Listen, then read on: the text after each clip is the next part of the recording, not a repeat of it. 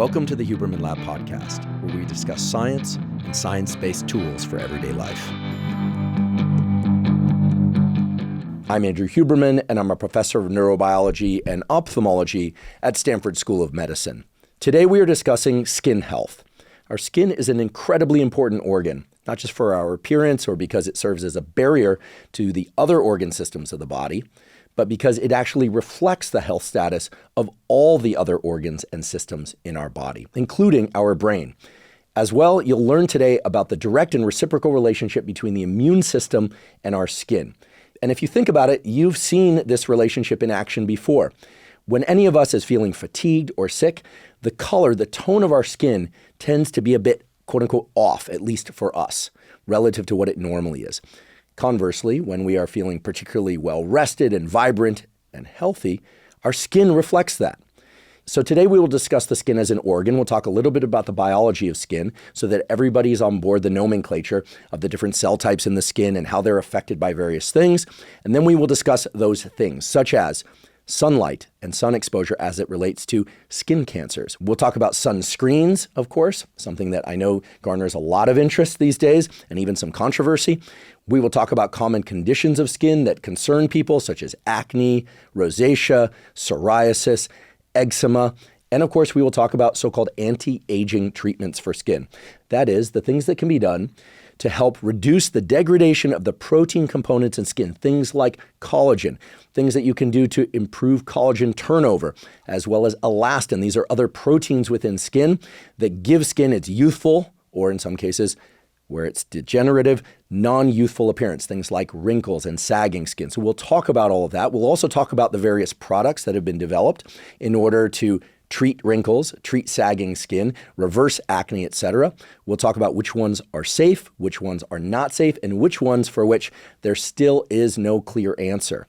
I want to make very clear here at the outset that while I'll discuss various skin products during today's episode, I nor the podcast has any financial relationship to those products. I will provide examples of certain products and provide a few links in the show note captions, but I want to point out that those serve merely as examples that I found during researching this episode, which, by the way, included speaking to several board-certified dermatologists, including a dermatologist expert in oncology, cancers of the skin.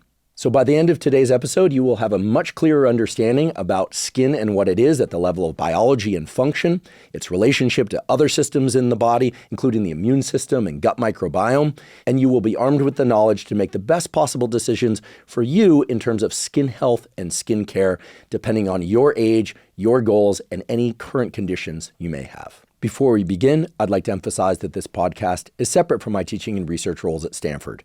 It is, however, part of my desire and effort to bring zero cost to consumer information about science and science-related tools to the general public. In keeping with that theme, I'd like to thank the sponsors of today's podcast. Our first sponsor is Joovv. Joovv makes medical-grade red light therapy devices.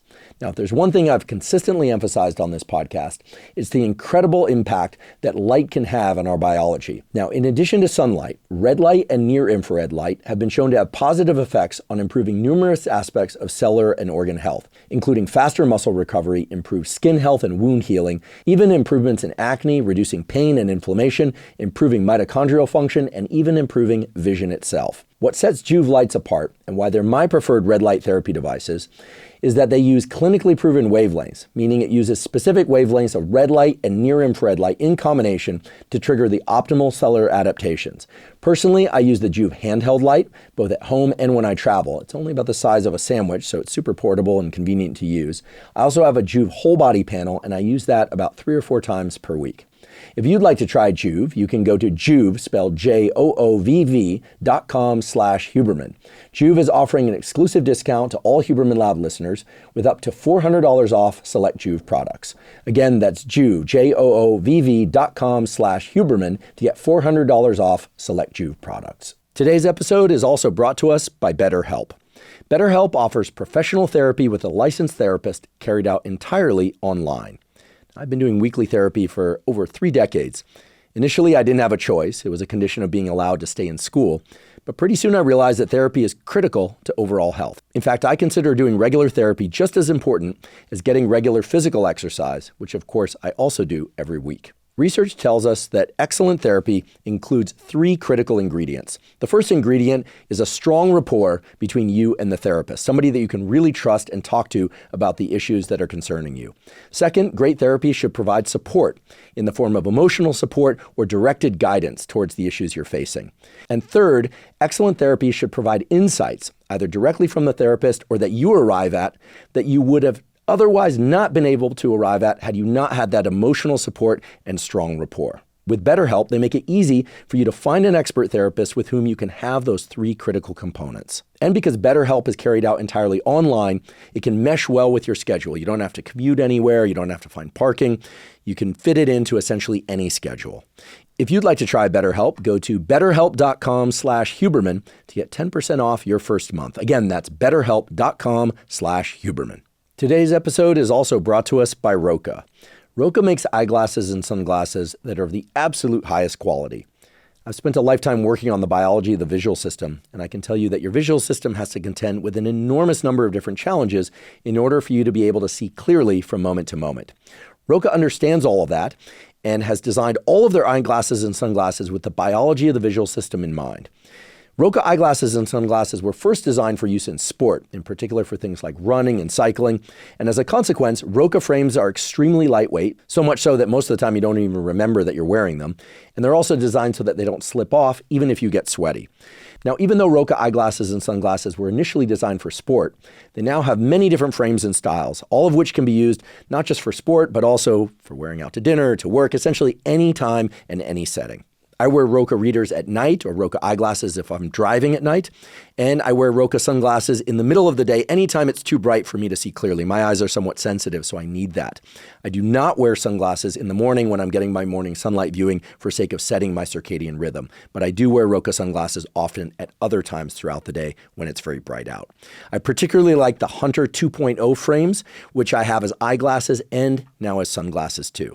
If you'd like to try ROKA, you can go to roka.com/Huberman to get 20% off your purchase. Again, that's roka.com/Huberman to get 20% off. Okay, so let's talk about skin health and by extension, skin care. What should we all be doing to take care of this organ that we call our skin? Now, our skin is a very interesting organ, as I mentioned earlier, not just because it protects all the other organs of our body. And I should mention it protects them not just by a physical barrier, but there's also chemical things, a chemical composition, a skin microbiome to the skin that also provides additional layers of support, such as neutralizing different bacteria that land on your skin. There's a lot more to skin than you might realize. But to start off, let's just talk about what skin is at the level of its structure, some of the cell types, because in understanding that, you'll be best equipped to understand some of the recommendations for skin health and skin care. The skin, like many other organs in the body, is a layered structure. So the very outermost layer is called the epidermis. The epidermis has cells in it. Below that, there are other cells that comprise what's called the dermis, or sometimes referred to as the dermal layer. And then beneath that, you have subcutaneous fat. Now, of course, in different areas of the body, the skin, and as a consequence, these different layers of the epidermis and dermis and the fat layer below it are of different composition and different thicknesses. Think, for instance, about the thickness of the skin on your forearm versus the thickness of the skin on your belly versus the thickness of your skin on your eyelid. Okay, and as soon as you think about your eyelid, you realize, okay, this thing that we call skin varies tremendously in thickness depending on whether or not we're at the scalp, the eyelid, the face, the chin, even neck versus chin, body, etc. So what we think of it as skin, while it may have a designated set of layers that have particular names, can vary tremendously in terms of its overall thickness and therefore its vulnerability to things like sunlight, which indeed can mutate the cells within the skin, cause them to, have dysregulation of the expression of DNA and the production of other cells. We'll get into that. So I just want you to think about skin as having these critical components of layers, epidermis and dermis below it. And by the way, within the dermis is where you're going to find the blood supply, the vessels and capillaries that innervate the skin. Innervate simply means that supply or go to the skin. You, of course, have hair follicles and hair growing out of those follicles in many cases. And then, of course, you have skin that does not have hair, the so-called glabrous skin, like on the palms of your hands, the bottoms of your feet, etc. So I don't want to give the impression that skin is the same everywhere. It varies in thickness. It varies in terms of the presence of hair or lack of hair. It varies according to a lot of different parameters, including how much oil is produced in one region or another. But if you just know that the skin has an epidermis, an outermost layer, a dermis, or sometimes referred to as the dermal layer, which is below it, and then it has fat below that, and that the vasculature, right, the vessels and capillaries are at the level of the dermis. They come up through the subcutaneous fat and into that dermal layer, but they don't reach into the epidermal layer, that outermost layer. And if you understand also that nerve endings, okay, the little terminals, as we call them, of neurons, nerve cells, also go up into that dermal layer. You've got temperature sensors in the skin. All of this becomes very important for our discussions of skin conditions, things like rosacea, things like acne, which sometimes can be painful or can be exacerbated by things like heat. They can be suppressed in some cases or even activated by things like cold. Okay, so if you just understand that there are three layers, epidermis on the outside, dermis below it, subcutaneous fat, and that skin varies in thickness, and that nerves, that is, nerve endings and blood vessels and capillaries are within the dermal layers of the skin, well, you're going to be very well equipped for the rest of today's discussion. I'll throw in some additional information about oil production within the hair follicle and a few other things like extracellular matrix, which, as the name suggests, is extracellular. It's outside where the cells reside, but gives it its composition as either plump and moist appearing on the outside, or it can be kind of sagging and wrinkled and dry appearing. All of that relates to the different components of proteins and other things within those skin layers. But if you understand what I just told you, even at a crude level, if you can just imagine it just a little bit, those three layers, you're going to be very well equipped for the rest of today's discussion. I should also mention that there are glands within the skin. This won't be surprising to most of you. Those glands will produce oil, either more or less, depending on certain conditions. And there are things that live on the skin, on that epidermal layer and within it, that we call microbiota. You've no doubt heard of the gut microbiome, right? The existence of trillions of little microbacteria that live within your gut, that, provided they are varied in their composition and of the right sort, really support your immune system and other aspects of health, including brain function and health. Well, you also have a skin microbiome. That is, the existence of microbiota on the outside of your skin that serve as a barrier to infections, but that also provide things that are nourishing to the skin and give it that vibrant look that most people want. And by cleansing your skin in particular ways, that is, washing it with certain substances and avoiding other substances, you can support as opposed to diminish that skin microbiome. Okay, so to start today's discussion, I want to jump right into the deep end, meaning into one of the more controversial issues related to skin health and skincare out there right now, which is sun exposure and sunscreen. Now, it makes sense why this would be such a heated issue, no pun intended, because most everyone is exposed to the sun or has the opportunity to be exposed to the sun to some degree or another every single day, even on cloudy, overcast days.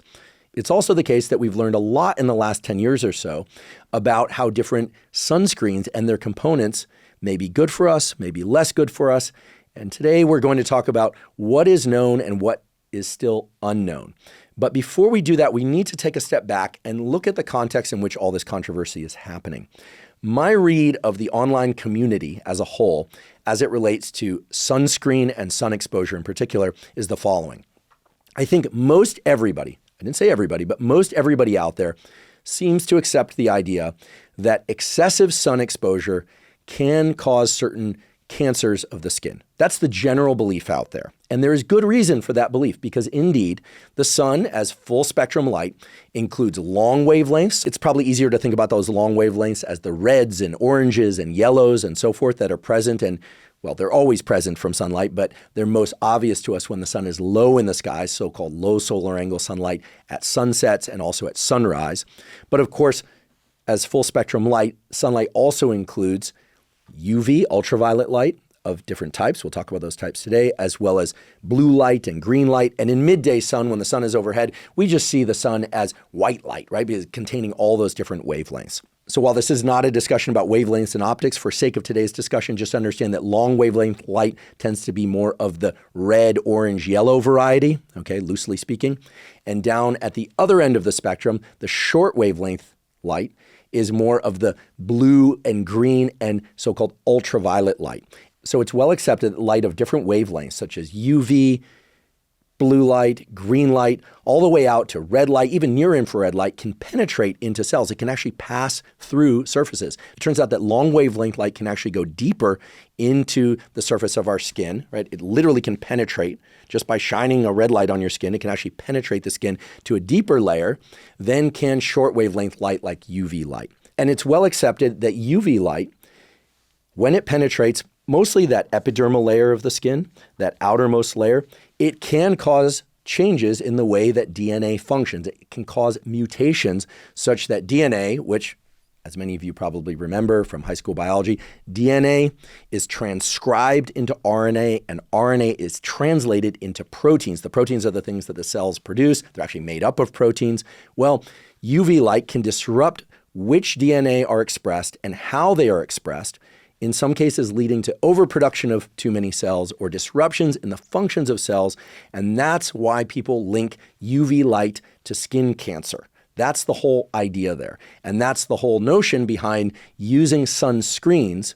And notice I'm saying sunscreen, so ways to screen out UV light or maybe all sunlight in some cases in order to prevent that penetration of the UV light into cells, which can cause mutations, which in some cases can lead to skin cancer. Now, I realize as I'm saying this, there's probably a group of you out there saying, what's the evidence that sunlight can actually cause skin cancer? Well, there is clear evidence that sunlight can cause skin cancers. Which skin cancers and how deadly those skin cancers are, we'll get to in a few moments. That turns out to be a very interesting twist in the whole story. But I want to highlight the fact that there's very little controversy as to whether or not UV light can cause mutations in cells, right? But what you should be asking yourself is, well, why would long wavelength light, like red light, perhaps be good for skin? We'll talk about that later. There are therapies, phototherapies that exploit red light, which can penetrate deep into skin, that actually can enhance the health of skin if done correctly. Whereas short wavelength light, which only hits that epidermal layer on the outside of the skin, may be bad for our skin. And I say maybe because it's really a function of dose and timing and genetic background. Okay, if all this is seeming rather complicated, I'm going to make it very simple. And before I do that, I do want you to ask yourself a question. I want you to ask yourself where you reside on the continuum of beliefs about sunscreen, UV light, and skin cancers. So here goes. My read of the landscape out there is that there are some people, it's a small minority, but there are some people who feel that sunscreen in any form is bad for them. They think, okay, sun is great for them and sunscreens of any kind, chemical or physical barriers, bad for them, okay? Some people believe this. I'm not saying I believe this. In fact, I don't believe that. I'm a big believer in sunlight and the power of sunlight for health, but I am not what is called a sunscreen truther, okay? I'm not somebody who thinks that sunscreen has no value. In fact, quite the opposite under certain conditions and certain sunscreens. I want to say that for the record. Other people out there believe that certain sunscreens can be valuable, but only the sunscreens that lack certain chemicals because they are concerned about chemicals in certain sunscreens being so-called endocrine disruptors or maybe even causing cancer on their own, okay? Other people are so afraid of sunlight and believe that it causes so many issues as it relates to skin cancer that they basically create beekeeper uniforms for themselves so that anytime they're out in sunlight, they want to have sunglasses on, they want to have a hat, they want to cover their neck, every part of their body. Okay, they sit at the opposite extreme of the people who don't believe in using any sun protection whatsoever. And now, of course, there's the backdrop of how much natural melanin production we each make. That is how dark our skin happens to be according to our genetics. And of course, there's the issue of where we live on the planet and how much sun we have available to us in order to potentially expose ourselves to. And perhaps also ask yourself if you are in what I believe is the largest category of people out there, which is the category of people who probably don't wear sunscreen every day. Maybe they put it on occasionally, but only if it's very bright out, very hot out, because they don't want to get a so-called sunburn. And I believe most people fit into that general category of A, not wanting to be burned, B, not wanting to age any faster than they would were they to not wear sunscreen, at least that's their belief, and C, they've just been told that sunscreen's good for them and they'll reach for whatever sunscreen is on the shelf or that was recommended to them either by their dermatologist or that they happen to find in the pharmacy or when they're out skiing and they notice it's a bright day and so they buy some sunscreen and slather it on. So before I go any further, just ask yourself those questions. Where do you reside? Are you afraid of sunscreen? Do you love sunscreen? Are you in the beekeeper category? Like you think all sun is bad, it's going to give you skin cancer, it's going to age you faster? We'll get to the aging component in a few minutes. But just ask yourself that question as we wade into the material I'm about to cover. So what's the story with sun exposure, sunburn, sunscreen, skin cancer, and aging? I spoke to several different dermatologists about this, including one expert in skin cancers specifically. And what I was told is the following. First of all, sun exposure will disrupt the collagen and elastin, but mostly the collagen composition of your skin in a way that makes it appear as if you're aging faster. Okay, so sun exposure, yes, ages the skin. Now, that does not mean, however, that you want to avoid all sun exposure because the same dermatologist said that some sun exposure is healthy for us. Why? Because our skin is also an endocrine organ. It's involved in making various hormones. It's part of the vitamin D production pathway, although a little bit later we'll talk about the fact that most people get their vitamin D from their diet and in some cases also from supplementation. But it is a good idea to get some sunlight for sake of vitamin D production, but also the production of other hormones like testosterone and estrogen. Okay, so every single dermatologist that I spoke to said that some sun exposure is good for us, but that too much sun exposure will accelerate the appearance of aging in our skin. So let's pin that up on the wall as fact, okay? This, again, is not saying you should avoid sun completely. It's also not saying you should get excessive sunlight exposure. It's saying sunlight exposure, by virtue of the UV wavelength's ability to cause mutations in the epidermal layers of the skin and to impact the collagen composition of the dermal layers below it, as well as some of the other proteins present in the keratinocytes, okay, one of the major skin cell types, and other cell types of the skin, does lead to the appearance of aged skin, which is one rationale for wearing sunscreen. Now, when I say sunscreen, everyone, including myself, thinks about lotions or in some cases sprays. But let's pay attention to the one fact that I do think everybody, regardless of what category they are in the general population or what background training a dermatologist has, believes, which is a physical barrier, a shirt, a hat, a jacket. A physical barrier can provide, in some cases, very good protection from the sun. And I don't think there's any controversy whatsoever as to whether or not the composition of the physical barrier is having negative effects on the skin. Okay, you will find those niche communities out there that are saying, okay, certain chemicals present in certain materials that clothing are made with can be problems for the endocrine system, but we're not talking about that here.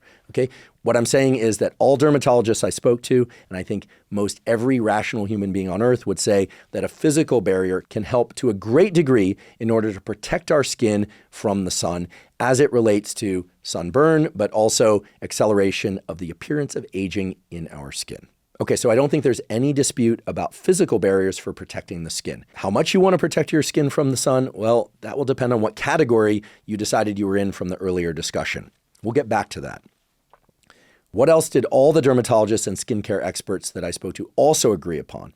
Well, they all said that indeed, excessive sun exposure can increase the propensity for certain skin cancers. I want to go on record by saying I believe that. Why? Well, because of this ability of UV light and some other wavelengths of light potentially to cause mutations in skin cells that can lead to certain skin cancers. Okay, I don't think that's a debated topic out there. There might be a few people out there who are going to hang their hat on a study that I'll go into in a little bit later, which is that the relationship between sun exposure and all-cause mortality is a tricky one. It's one that we'll parse, okay? Meaning, I'll just give it a little hint into what I'm saying. People who avoid the sun entirely don't tend to live as long as people that get some sun exposure, but there are a bunch of confounding variables that have to be understood in order to really interpret that statement and the study that we'll parse a little bit later. For now, let's just accept the reality that the vast, vast majority of dermatologists out there and skincare experts really understand that sun exposure can accelerate aging of the skin, but most will also tell you that some sun exposure is good for you, not just for skin health, but for overall brain and body health.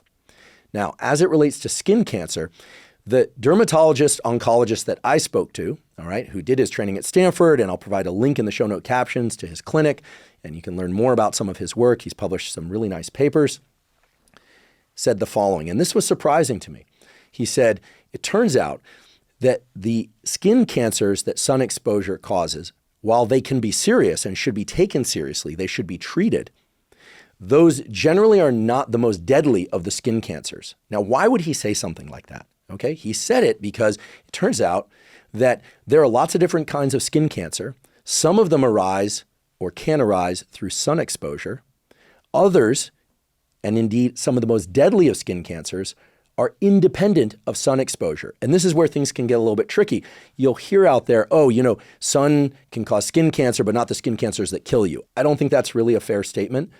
You'll also hear, however, that all the skin cancers that are out there are the consequence of sun exposure, and that also is not true.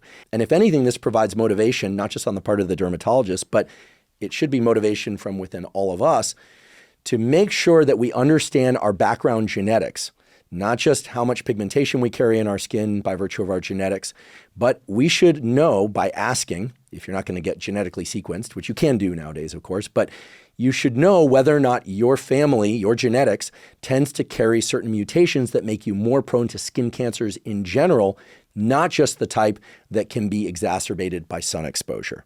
What I'm basically saying is that if you have particular genetics in your family, even if you avoid all sun exposure, nobody should do that, of course. You need some sunlight. I mean, like all other, or most all other creatures on Earth, sunlight is important for us. It's important for setting our circadian rhythms. That's why I'm always telling people to get sunlight in their eyes early in the day, which, by the way, when the sun is low in the sky, low solar angle sunlight, the UV index tends to be very low.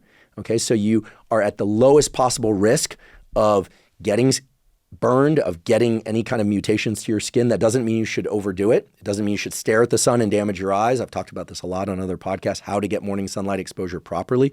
But when the sun is low in the sky, that's generally a safe time to get sun exposure. It's that midday sun, typically between the hours of, 11 a.m. or even 10 a.m., depending on time of year and where you're at, and 2 or 3 or 4 p.m., that the sun is overhead and at its greatest intensity, and where the UV index can be very high. It's very easy to look up the UV index, and when the UV index is very high, right? I was down in Australia earlier this year, and the UV index down there is so high, you can almost feel it. You actually can feel it. You step outside and you immediately feel like, wow, my skin is really being bombarded with the sunlight. And I'm somebody who tolerates sunlight pretty well because my dad's fairly, dark pigmentation just naturally by virtue of being South American.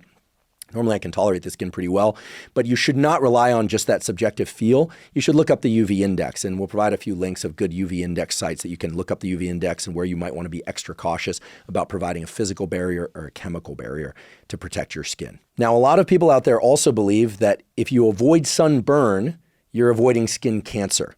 Perhaps you're very pale, or it's the early phase of the summer season, or you have a susceptibility to sunlight such that you step outside and you get too much sunlight on a given day and you get a sunburn. That reflects an immune reaction, an inflammatory reaction within the dermal layers of the skin. So that means the vasculature, right? Those vessels and capillaries, they're going to dilate.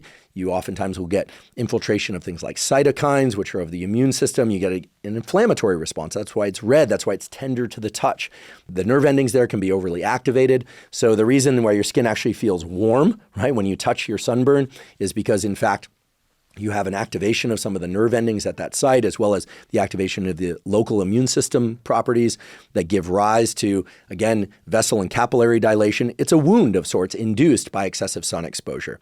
Now, does sunburn cause skin cancer? There's no direct relationship between sunburn and skin cancer, except the fact that sunburn reflects excessive sunlight exposure. And yes, as I mentioned before, it's conclusive that excessive UV sun exposure to the skin can cause certain mutations in skin cells that give rise to certain skin cancers. Why are we parsing things at this level of detail, right? Is this all just semantics? No, it's not just semantics. Many people believe that if they didn't get a sunburn, they are not at additional risk for inducing skin cancer or other issues with skin, right? We're not just talking about skin cancer. We're talking about accelerated aging of the skin according to sun exposure.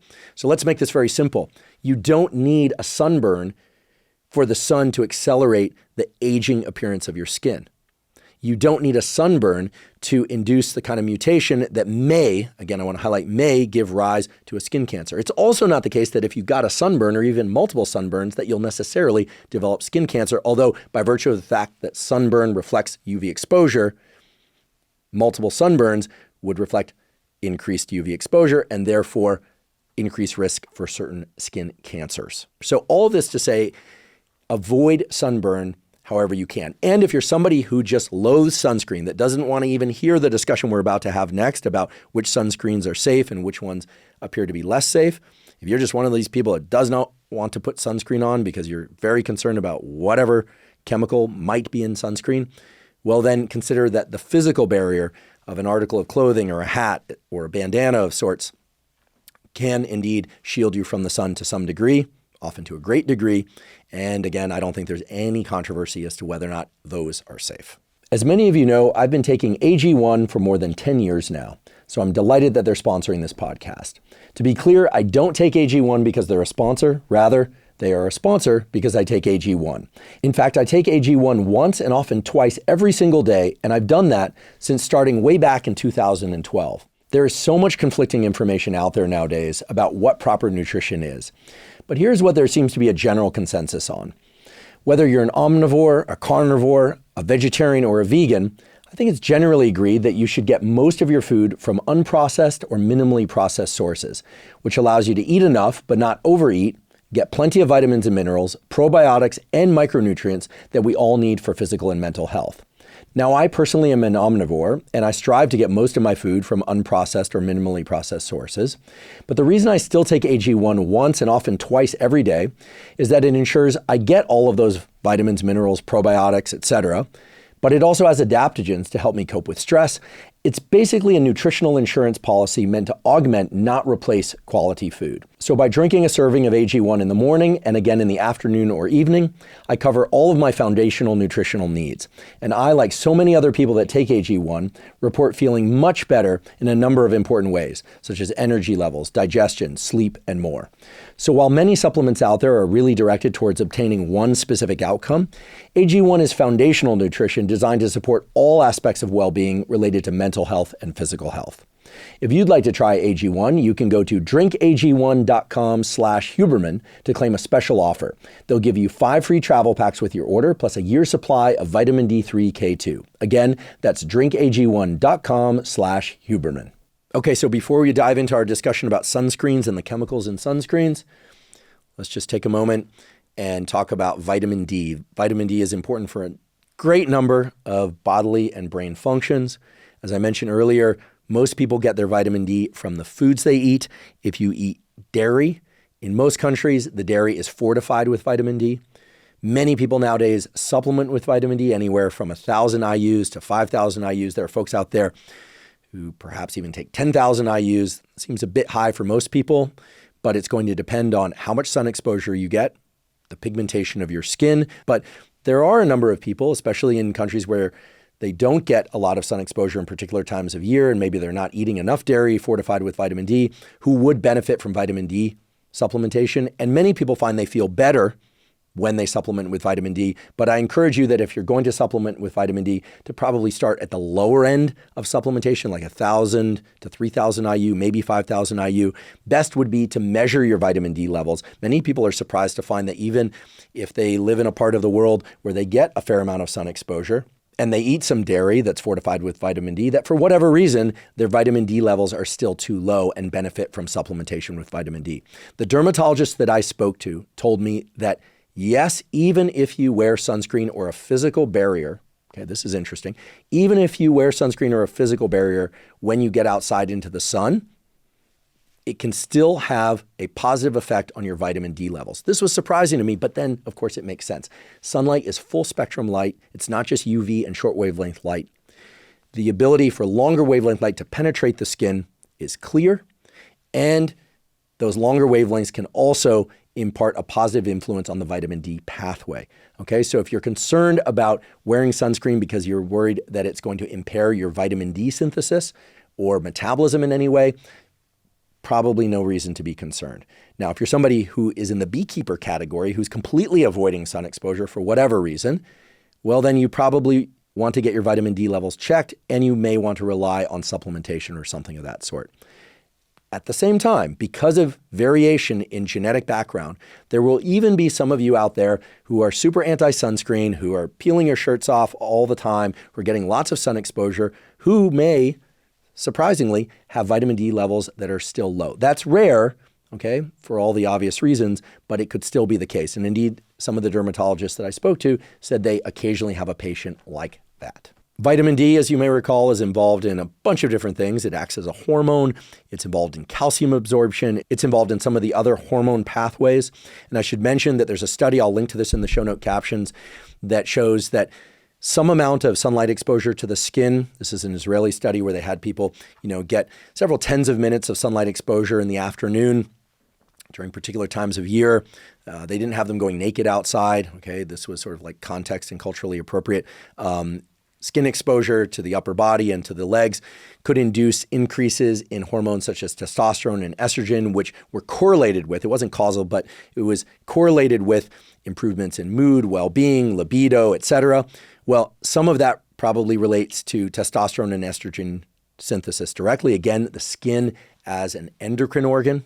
Okay, there are certain elements within the keratinocytes, skin cells, that can literally communicate with some of the organs of the body that produce testosterone and estrogen, even some of the glands, pituitary, et cetera. This is through a number of different stations. It's not necessarily direct, but also through the sun's ability to impact the vitamin D pathway that then impinges on those testosterone, estrogen, and things like luteinizing hormone pathways. We don't have time to go into all this now. I covered this in an episode about testosterone and estrogen.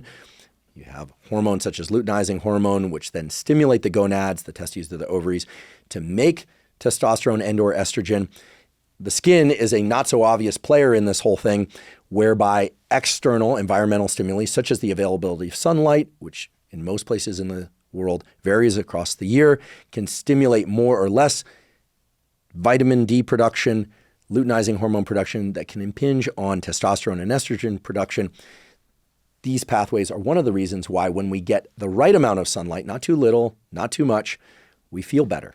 We feel better because certain hormones are being produced at certain levels when we're getting that sun exposure. And when we don't get that sun exposure, we have lower levels of those hormones. This is well established. And the study that I linked to in the show note captions, which I've covered in previous episodes, is but one example of that phenomenon. Okay, let's talk about sunscreens.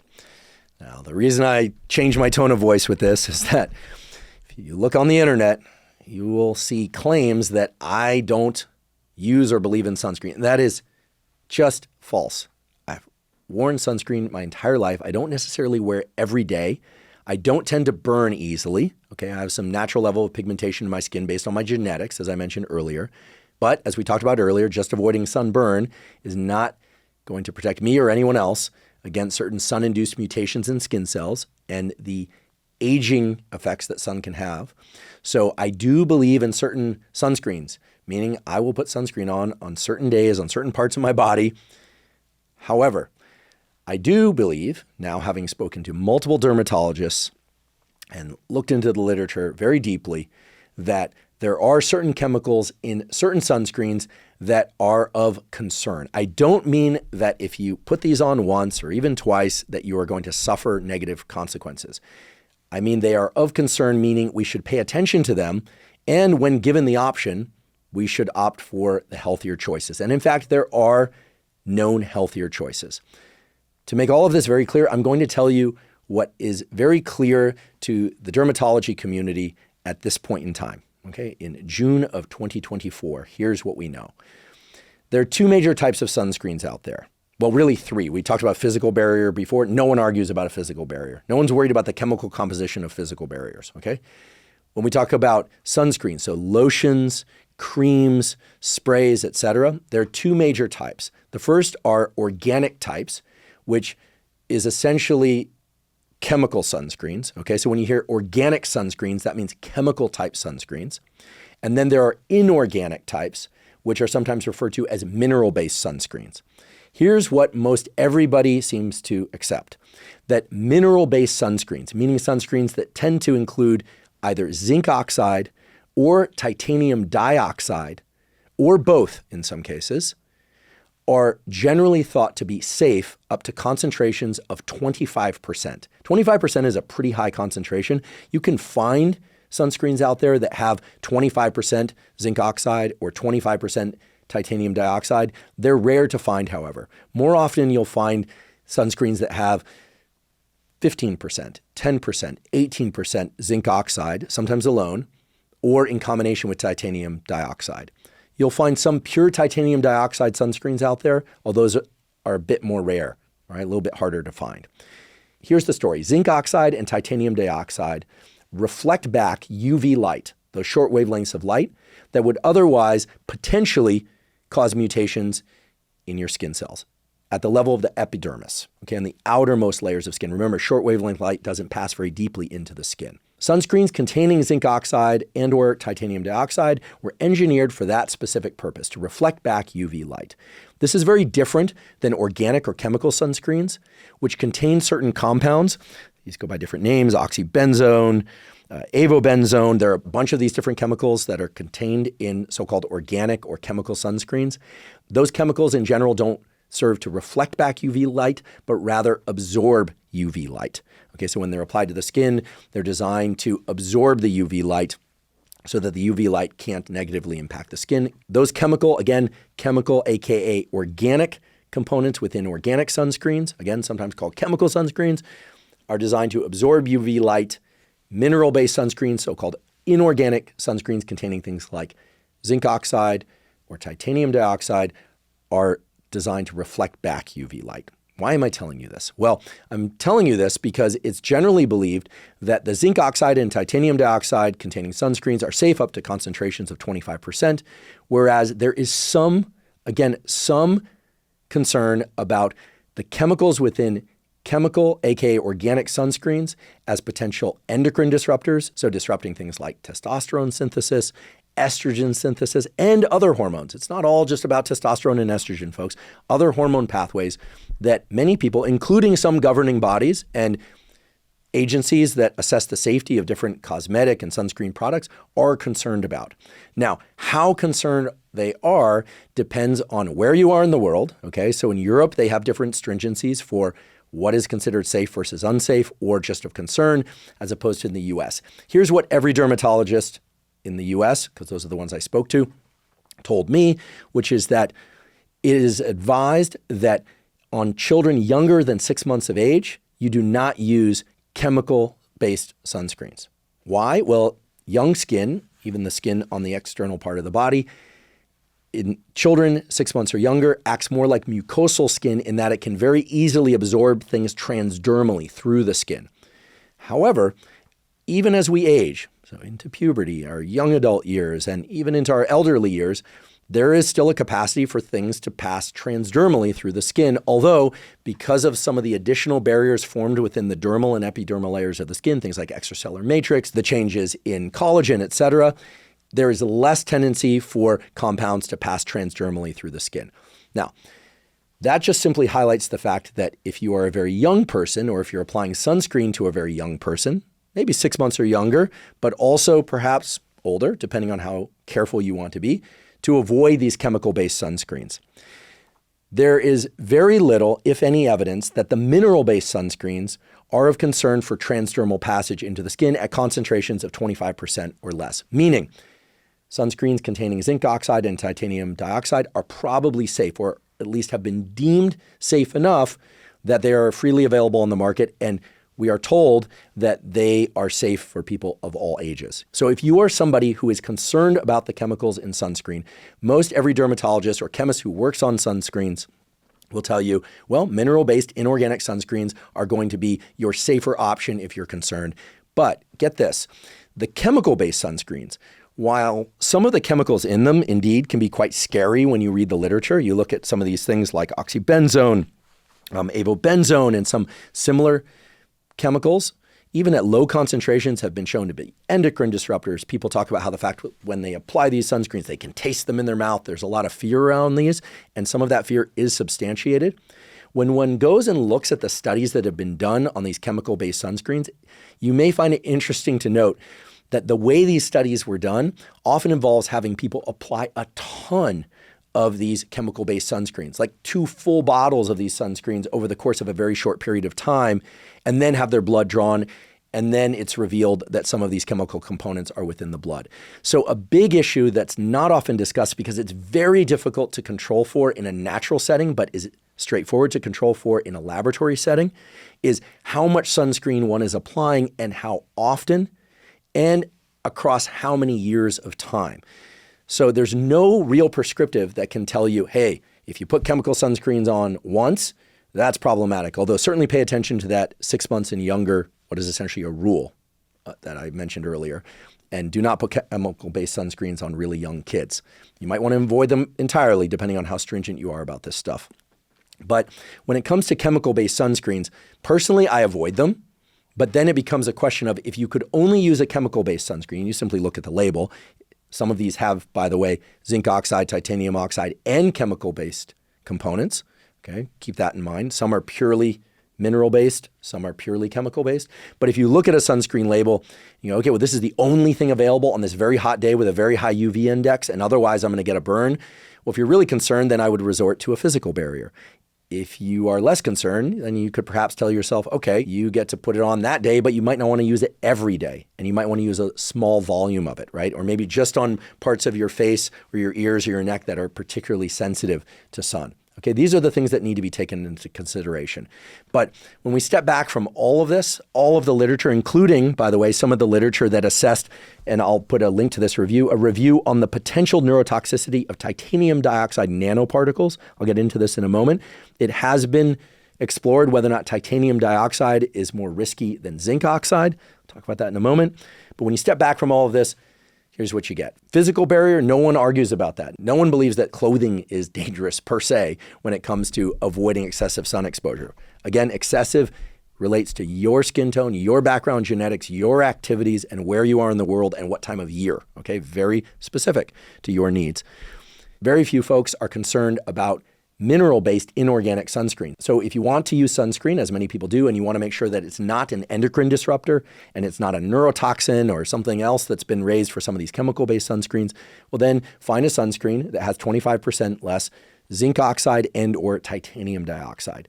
If you were a bit more concerned about, say, titanium dioxide and some of the suggestive evidence, only suggestive evidence that maybe titanium dioxide is more risky than zinc oxide, especially when it's in its nano form, the very small form that may indeed allow it for more easy passage through the layers of the skin, that transdermal passage, well then find a sunscreen that is purely zinc oxide sunscreen. And again, they always have other things in them, but what I mean is the only active ingredient in a zinc oxide only containing sunscreen is zinc oxide, and then there are a bunch of other things that allow it to be a lotion, for instance. Again, up to 25% concentration. Why would somebody not want to use zinc oxide containing sunscreen up to 25% and opt for anything else, you might ask, right? If that's considered safe. The reason is the consistency of the zinc oxide is it's pretty sticky and thick and it's kind of pasty, right? Back in the 80s and 90s, some of you may recall they had zinc oxide sunscreens that would actually, color the nose white so you could really see it. It was really prominent on the face. They tried to turn that into a fashion statement. It didn't go over so well over time. But in any case, the addition of titanium dioxide to those zinc oxide containing sunscreens allow it to be a bit silkier so that it would spread on more evenly. And then you may say, well, why even put chemicals in sunscreen at all if there's risk? The reason why chemical-based organic sunscreens even exist is that they can come up with compositions of those sunscreens that are very silky and that could spread on clear over makeup and things of that sort. But there are these concerns about some of those chemical components as endocrine disruptors and potentially as mutagens that could cause other issues or any number of different things. You can find all sorts of concerns out there on the internet. Most of those concerns are not substantiated, but these chemicals can be problematic at high concentrations. And that takes us back to the point made earlier, which is that in the studies of those chemicals and the reasons, in some cases being banned in certain countries and other countries carrying warning recommendations, the amount of those chemical-based sunscreens that were applied was exceedingly high. So if you're wearing sunscreen very often, you're wearing a lot of it, probably best to veer towards a mineral-based sunscreen. If you are concerned at all about the chemicals in chemical-based sunscreen, wear a mineral-based sunscreen and or use physical barrier. And if you're somebody who just doesn't believe that sunscreens are safe whatsoever, well, as far as I know, it's a free world. You don't have to wear sunscreen, but then I would say you need to be very aware of the fact that sun can induce the appearance of accelerated aging in the skin, right? That's an actual process that takes place. There's really no debating that, frankly. And sun exposure can potentially accelerate or even give rise to certain skin cancers, and nobody wants that. Okay, before we move on to a discussion about what can be done to increase the youthfulness of our skin or the appearance of youthfulness in our skin, we need to have a bit more discussion about skin cancers. Notice I said skin cancers, plural, because there are many different forms of skin cancer. Some of them relate to sun exposure, as we discussed earlier. Others do not. And in fact, some of the more deadly skin cancers are independent of sun exposure. They can relate to genetics and to other factors. So the most straightforward story about all of this is that approximately 80 to 90% of melanomas, which are skin cancers, and they are very serious skin cancers that can indeed be very deadly, arise in what's called de novo skin. De novo skin is non-mole skin. Now, does that mean that you should not pay attention to the shape and any changes in your moles? No, you absolutely should. But for people who have naturally darker pigmentation everywhere or who have very few moles, then you aren't going to be able to use the monitoring of your moles as the only readout of potential development of skin cancer. And frankly, everybody should be thinking about these more serious skin cancers independent of moles or changes in moles. Here are a couple things that everyone should pay attention to. If you have a pimple-like lesion or you have any kind of spot on your skin that seems like it's an acne that's lasted more than a month, or you have an area that's seeping, something that might look like plasma or pus or blood, and it persists over a long period of time, like a month or more, absolutely get that checked out by a dermatologist, okay? Don't wait any longer than a month. Get it checked out. In addition, it's highly recommended that you go in and you get your moles checked by a dermatologist, and frankly, that you get all of your skin checked by a dermatologist at least once per year. This is going to really protect you against both the sun-induced skin cancers and other forms of skin cancer. The most common form of sun exposure-induced cancers are basal cell carcinomas, and indeed those are less deadly than many of the melanomas, but they still can be exceedingly problematic and they can be deadly. So it's very important to get these checked out. Now, there are websites, and I'll provide a link to one of them in the show note captions, for which you can look at a bunch of different examples of different moles and how they change over time. And if you happen to have a mole that resembles the appearance of any of the moles in that image gallery, then you would be wise to go to a dermatologist right away, because it could be, again, could be cancer of some sort. You do not want to let these things linger for too long. At the same time, many people get concerned about one mole that didn't have an irregular border and then suddenly has an irregular border. There are a lot of different features, as you'll learn from the website, or if you talk to your dermatologist, that relate to whether or not something is predicting skin cancer or has become skin cancer. It's not just irregular border, it's changes in size, certainly changes in pigmentation, vascularization, bleeding, any kind of seeping. There are a lot of different things there. So don't be alarmed at first appearance of one of these things, but do take it seriously.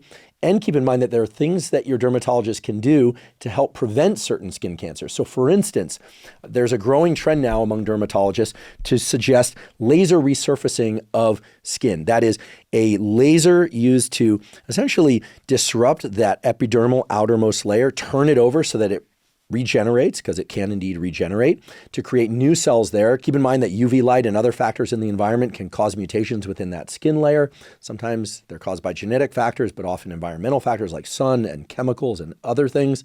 And by encouraging turnover of that skin layer through laser resurfacing, which, by the way, may also increase the sort of youthfulness appearance of your skin, so many people are motivated to do it for that reason, can dramatically reduce the incidence of certain kinds of skin cancer.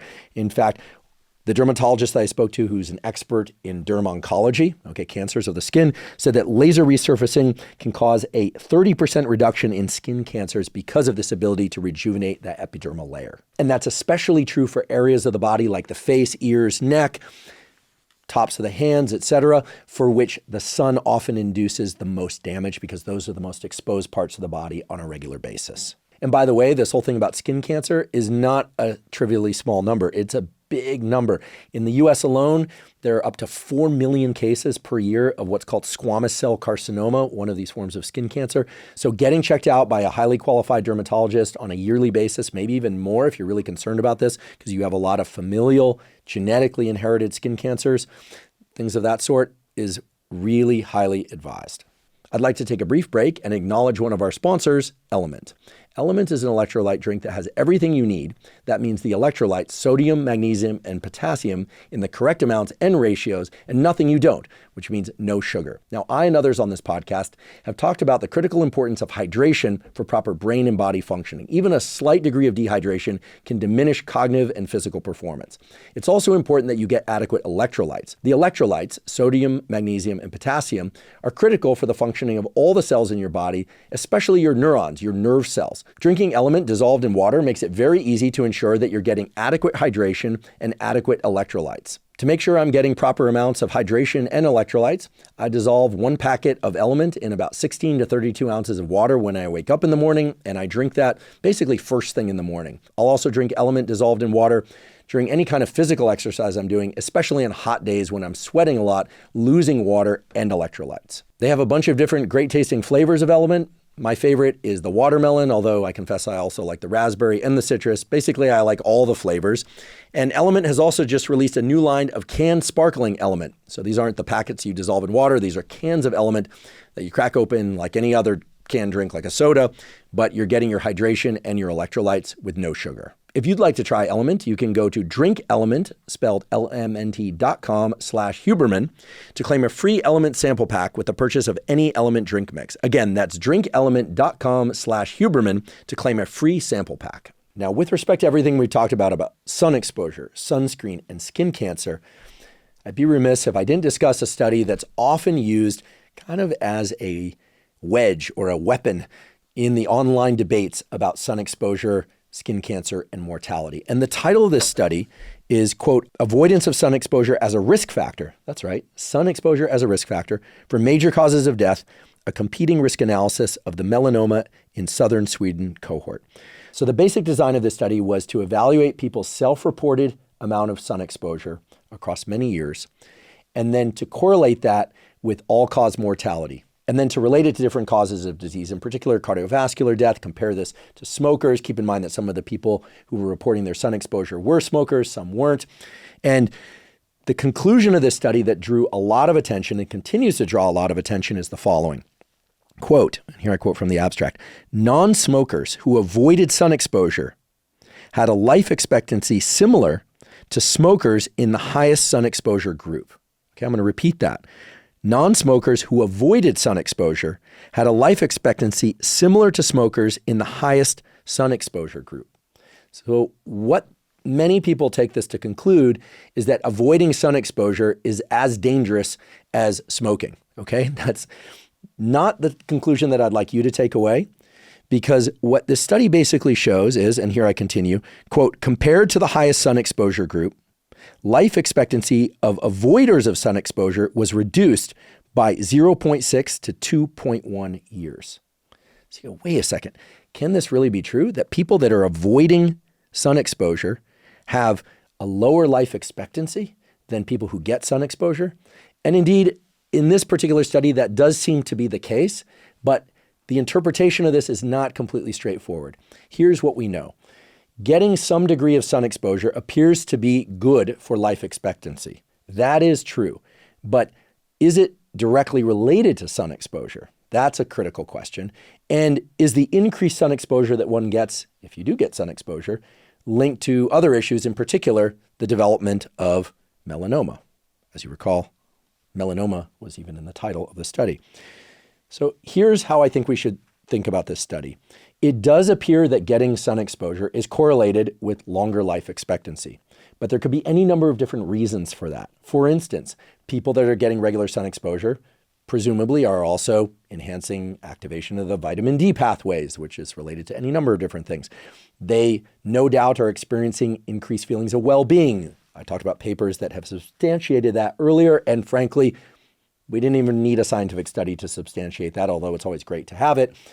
We know that being out in sunshine for some period of time each day, as long as we don't get burned in the sun, feels good. Why does it feel good? It leads to the production of testosterone, estrogen, some of the endorphins that generally make us feel good. It is directly related to the pathways associated with dopamine release. There's a whole story there about seasonality, both in humans and other animals, about dopamine synthesis.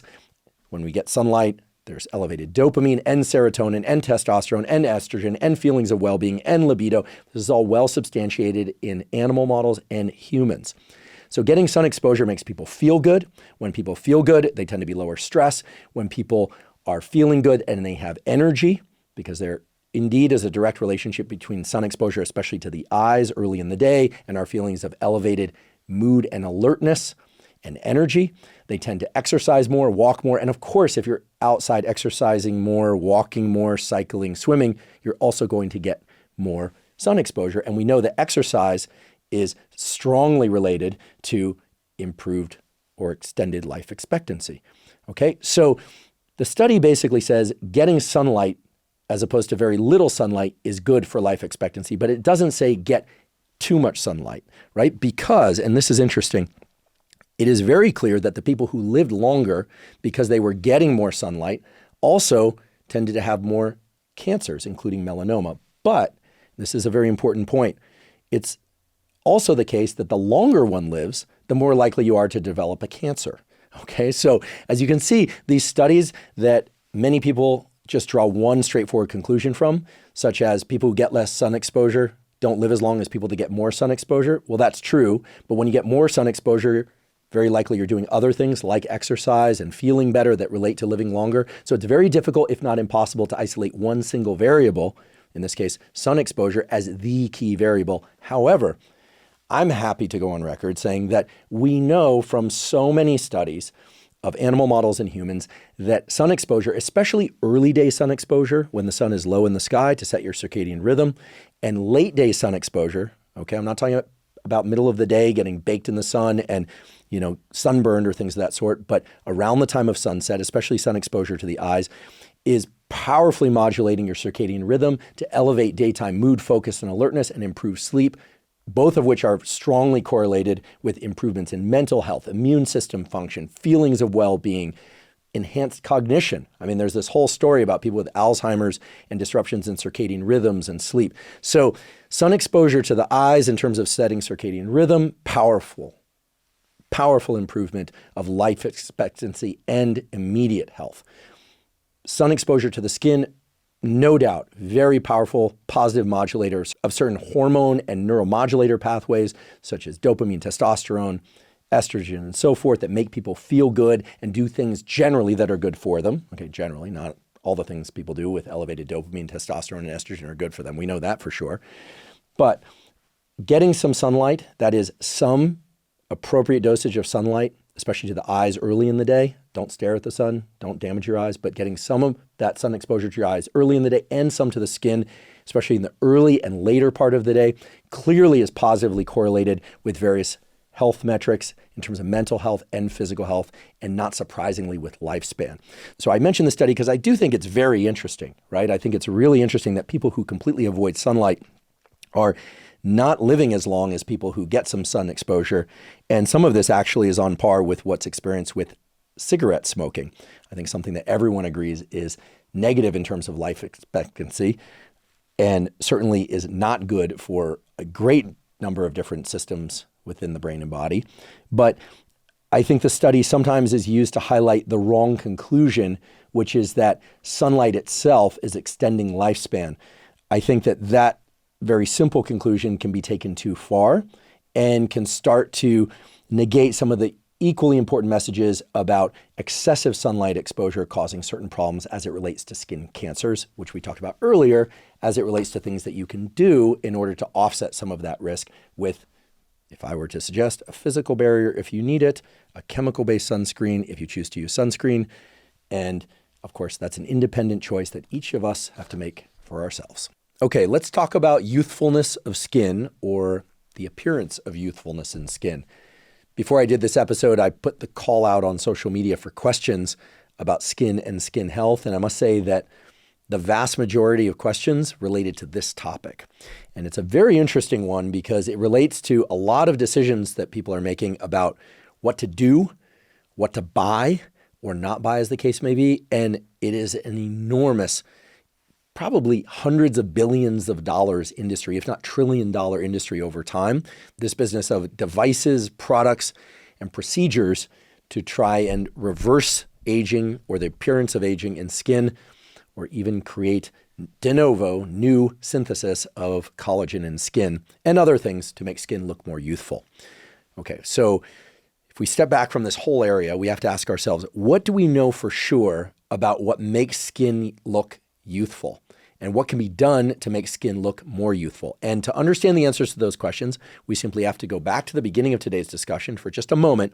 Remember that we have the epidermal layer of skin, we have the dermal layer of skin, where you have the vasculature, the blood vessels and capillaries, you have the nerve inputs there, and you have a bunch of different cell types in there, the keratinocytes. You have different proteins within those cells, like collagen, elastin, that over time can, yes, be mutated by things like UV rays from the sun, but that over time tend to lose their elasticity, which leads to wrinkles and sagging skin. You also have this issue of hydration of the skin, right? Skin has a lot of watery components within it, actual water within it. And those watery components are what give it its kind of plump, moist look, smooth look, as opposed to desiccated, sagging, wrinkled look, to speak in extremes. And there are hundreds, if not thousands, of different chemicals out there that dermatologists, as well as cosmetic surgeons, as well as just, frankly, manufacturers of products assert are going to be good for skin. So let's talk about where there is a lot of evidence for certain things that you can do if your goal is to increase the youthfulness or the appearance of youthfulness in your skin. And one of the main ones is collagen itself. Okay, now I have to admit, I was very surprised when I looked at this literature, but I was positively surprised. Here's why. As you know, there are various macronutrients present in foods. You can have proteins, fats, and carbohydrates. When we ingest proteins, such as beef, chicken, fish, eggs, as well as some vegan sources of proteins like beans or lentils or tofu, things of that sort, they contain different amounts of different essential amino acids. And those essential amino acids and other amino acids are used as the building blocks for proteins in our muscles, in our tendons, in essentially all the organ systems of our body. The lipids are also used for cell membranes, et cetera, okay? This has been discussed various times on this podcast before. People like Dr. Lane Norton, Dr. Gabrielle Lyon, and others. It's well established that when these proteins are broken down in the gut, some of those amino acids go and serve for the purpose of tissue repair. Others are for the purpose of other things.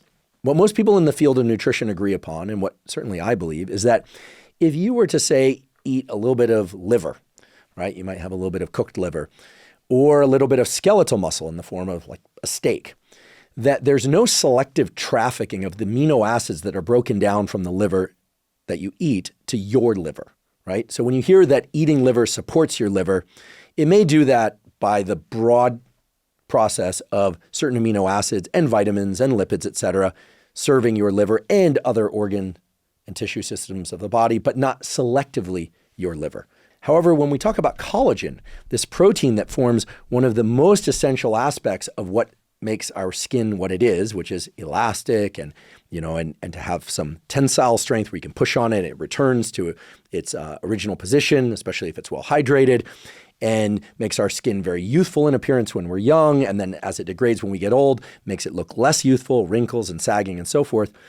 Well, then why would eating collagen protein, which can come from any number of different sources, it can come from fish sources, it can come from, believe it or not, animal hoof sources, it can come from any number of different sources, tendon, et cetera, why would ingesting collagen be selectively trafficked to the collagen in our skin, right? That doesn't square with everything we know. And yet, when you look at studies, including meta-analyses of studies where people supplement with collagen powders, and these powders typically come from fish or tendon, any number of different sources, when people do this, and then measures are taken as to skin appearance, skin elasticity, there are a bunch of measures that can be done in humans in the laboratory to do this, you often will find studies that show statistically significant improvements in collagen composition and skin appearance, and even the appearance of reduction in wrinkles and so forth. So this is an interesting exception where the ingestion of a particular protein that naturally exists in abundance in certain tissues, such as skin, but also other tissues like tendon, ligaments, etc., seems to be assisting in either the repair and rejuvenation of collagen or perhaps some other aspect of collagen synthesis that leads to improvements in collagen composition and the appearance of skin in humans. That's very interesting. And the study that I find particularly interesting is one that I'll link to in the show note captions. It's entitled, quote, "Exploring the Impact of Hydrolyzed Collagen Oral Supplementation on Skin Rejuvenation, a Systematic Review and Meta-Analysis." And the basic takeaway of this and other meta-analyses and the studies within this meta-analyses is that when people supplement with anywhere from 5 to 15 grams of hydrolyzed collagen per day, in particular in combination with vitamin C, it doesn't have to be a lot of vitamin C, that one can observe, not always, but can observe some visible improvements in skin composition, meaning less wrinkles, even some reversal of wrinkles, less skin sagging, more youthful appearance, more kind of, let's just call it rebound elasticity of the skin. I realize that's not the appropriate technical term, but the ability of the skin to bounce back from an indentation when you push down on it, as opposed to staying down or sagging. So some pretty impressive results when one considers that what people are basically doing here is just mixing up some hydrolyzed collagen protein and then drinking that down once per day or so. Now, that is not to say that you have to supplement with hydrolyzed collagen. Why? Well, collagen is also present in various foods. So for instance, drinking bone broth, beef bone broth, chicken bone broth is a rich source of collagen. You can go online and simply look up just by web search. You can just say, what foods contain high levels of collagen, and you'll get a list of things back there. Hopefully a few of those are not just palatable to you, but you actually like, and you can start to include those in your daily diet. Or you could supplement with hydrolyzed collagen protein. There are any number of different sources for these. It's interesting that while indeed I don't believe, and there is frankly zero evidence for selective trafficking of amino acids arising from a particular organ source to that particular organ when you ingest it, it is interesting that consuming hydrolyzed collagen in the form of a supplement or deriving it from foods like bone broth, etc., does seem to be able to improve collagen synthesis or the appearance of skin, making it more youthful. For those of you that are interested in ingesting collagen peptides as a way to improve the youthfulness of your skin, I should mention that the dosages there come in a range depending on the studies that you've looked at. And the dermatologist that I spoke to said if one decides to go down this route of supplementing or getting collagen from food sources, you want to aim for anywhere from 15 grams to 30 grams of collagen peptides per day. Okay, that's a bit higher than what was used in a number of studies, but you'll find studies that use 30 grams.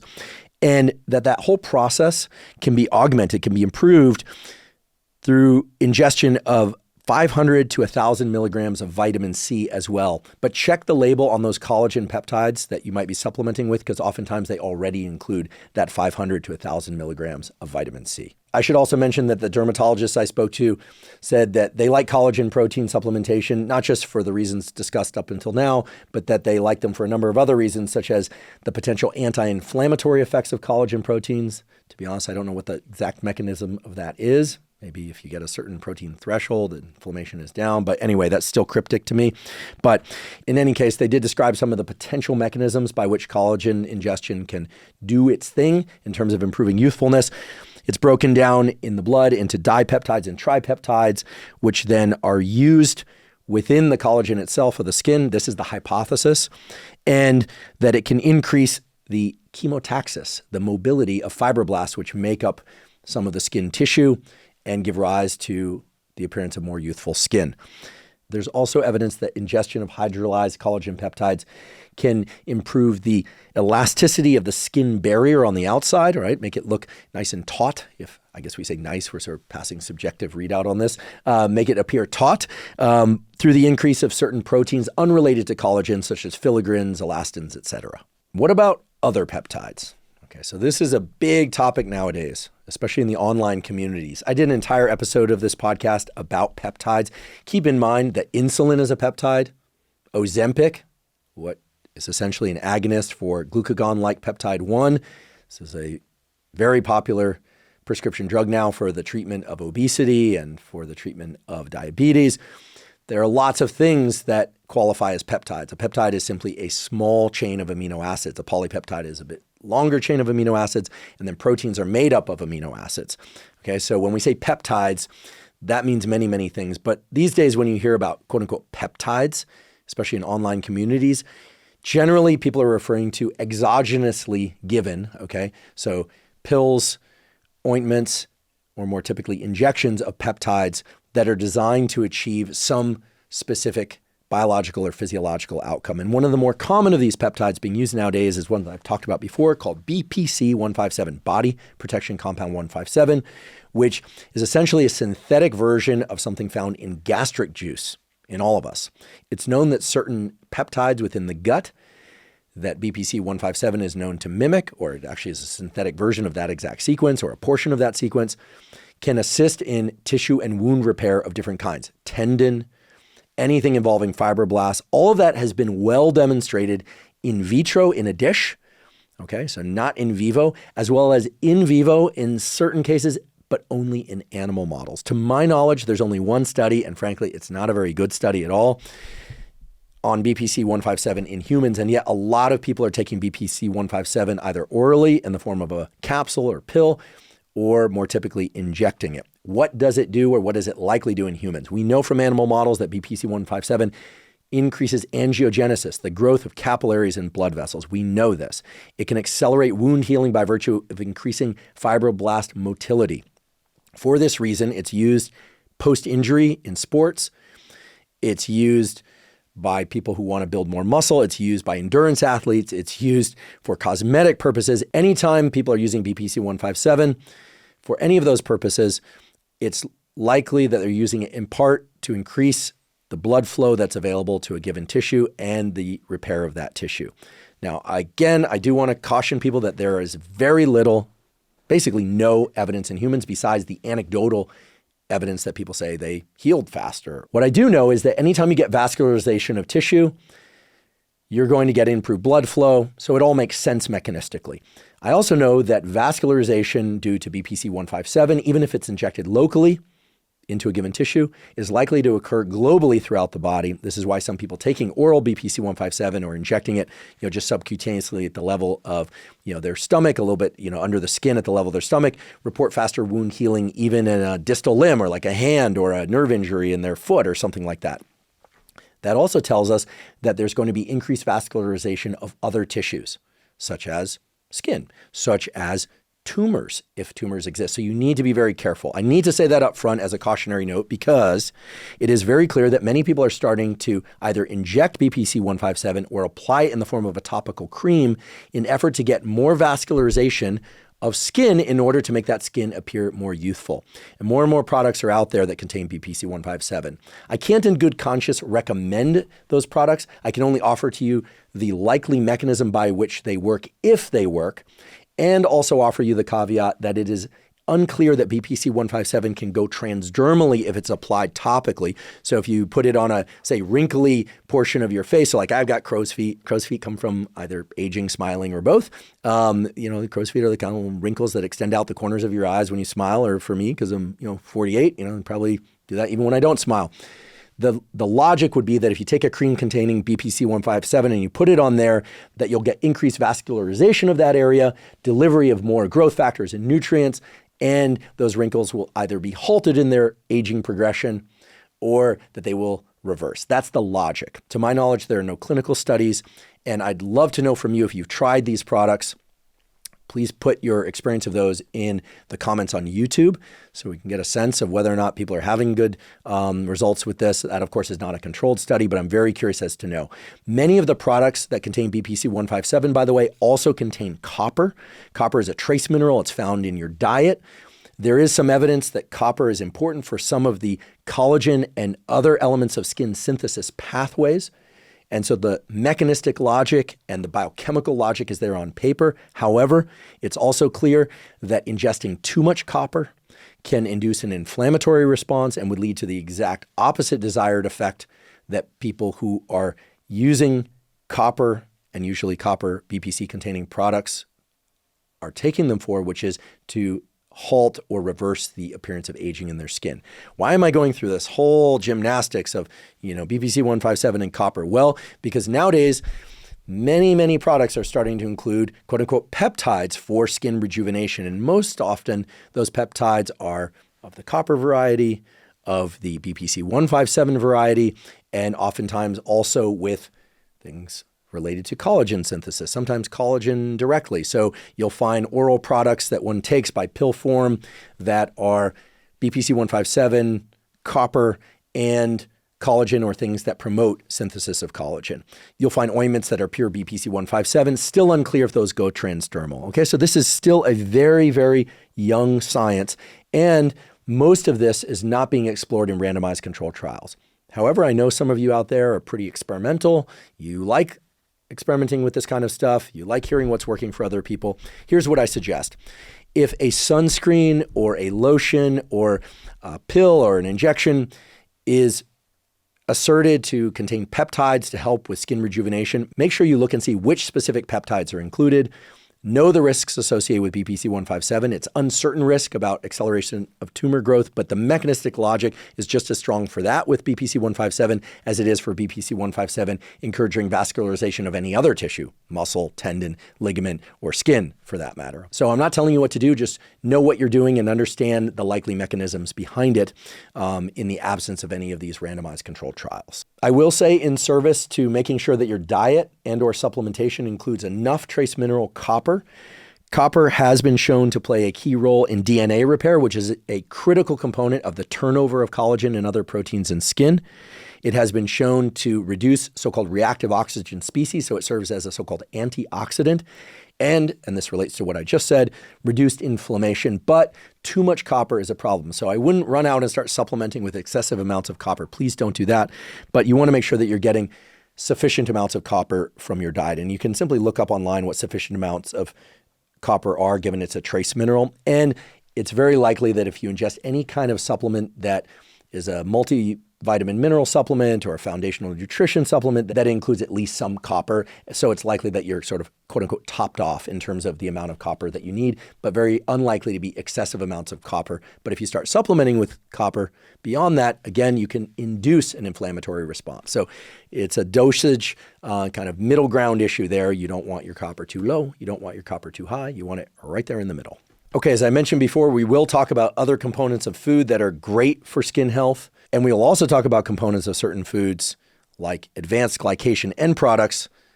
I don't know if you've heard of those before, but very interesting, not good stuff that you want to avoid if you can, especially if your concern is youthful looking skin and healthy skin, and frankly, health overall. But before we do that, I think it's worth paying attention to a few things that you can potentially take that can really improve the youthfulness of your skin, for which there is excellent science to support it. Okay, so when I spoke to board-certified dermatologists who trained at excellent institutions, what people can do to improve the youthfulness or the appearance of youthfulness in their skin, and that there specifically be peer-reviewed studies to support their statements. They mentioned hydrolyzed collagen protein in combination with vitamin C. We talked about that earlier. They mentioned a bunch of do's and don'ts as it relates to sun exposure and nutrition, et cetera, some of which we've covered, some of which we are yet to cover, but will soon. And they mentioned supplementing with niacinamide. Niacinamide is a form of vitamin B3. It is also sometimes referred to as nicotinamide.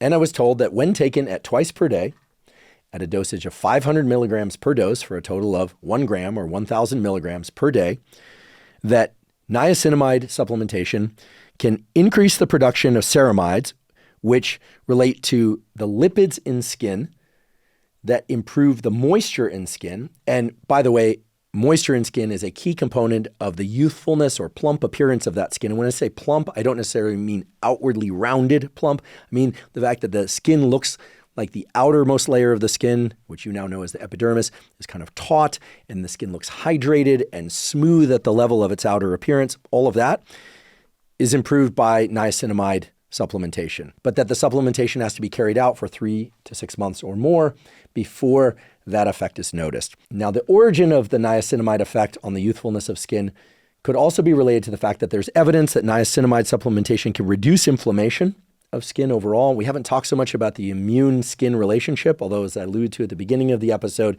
this is a key relationship. But for those of you suffering from rosacea, from acne, so rosacea being a reddening of the skin, we're going to talk more about it later and specific things that can be done for it. Acne almost always involves some reddening, often painful reddening of specific pocks on the skin, sometimes even the appearance of pus-filled bumps, this sort of thing. that niacinamide supplementation may also assist there because of the reduction in inflammation, and we'll talk all about the relationship between inflammation and acne. Regardless of whether or not you suffer from rosacea or acne or not at all, that niacinamide supplementation may benefit you. Also, because niacinamide supplementation appears to balance the level of oil production in the skin, you need oil in the skin, you need oil down in those pores, but not too much. And that it can definitely help reduce the appearance of clogged pores. And if you're concerned about pores that appear too large, this typically happens in the face, around the nose, on the upper cheeks, although other regions of the body as well, niacinamide supplementation may assist with that as well. There's also a number of people out there that are concerned with specific spots that they see as hyperpigmented spots. So regardless of whether or not overall your skin is very light or very heavily pigmented, supplementation with niacinamide can reduce the appearance of accumulation and maybe even the actual accumulation of melanin at particular spots, so-called dark pigmented spots that some people decide that they don't want for whatever reason, usually just cosmetic reasons, although there may be reasons why hyperpigmentation in a given area could relate to skin cancers. We talked about that earlier. Another reason to go get not just your moles, but all of your skin checked at least once per year. Now, if you decide to supplement with niacinamide, you have the option of either taking that 1,000 milligrams in 500 milligram dosages per day. You also have the option of using any number of different topical niacinamide ointments or serums that exist out there. Keep in mind that many skincare products already contain niacinamide, so check the label. And there, the dermatologists tell me that to be effective, the niacinamide needs to be present at least a 2 and as high as 10% concentration within those ointments or serums. Keep in mind that many serums and ointments also contain what's called hyaluronic acid. Hyaluronic acid is a natural component of the skin that provides a physical substrate for holding in water, so moisture within the skin. It does a bunch of other important things too within the extracellular matrix and elsewhere, the regions between the cells, that is. And supplementation with hyaluronic acid or ointments or serums that contain hyaluronic acid and niacinamide are pretty common out there because of the already stated effects of niacinamide and the fact that hyaluronic acid can serve as what's called a humectant, something that serves to sort of barrier in moisture at the level of the skin.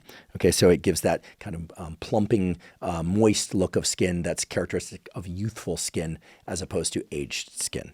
The dermatologists and the cosmetic surgeons that work on faces that I spoke to, I told you I consulted with a fairly large and diversified group of folks in preparation for this episode, all agreed that supplementation with collagen, vitamin C, niacinamide, and hyaluronic acid was something that they suggest to their patients.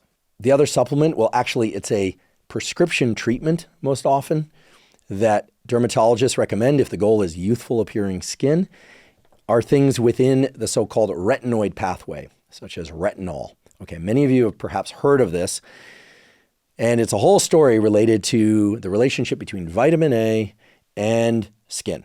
Okay, so Tretinoin is the common name for it, although some of you may know it as Retin-A, and prescription drugs that are similar to that are basically derivatives of vitamin A. Why? Why are these used for skincare? Why are they used to increase the youthfulness of skin? Well, vitamin A gets into skin cells and is converted into something called retinaldehyde, then into something called retinoic acid. Now, very important to know that retinoic acid is involved in a lot of different cellular processes, especially during neural development. This is why, and please pay careful attention to this is why women who are pregnant or breastfeeding should avoid taking these products because it can seriously disrupt the development of the fetus. Okay, and keep in mind that many times people don't realize they're pregnant for some period of time.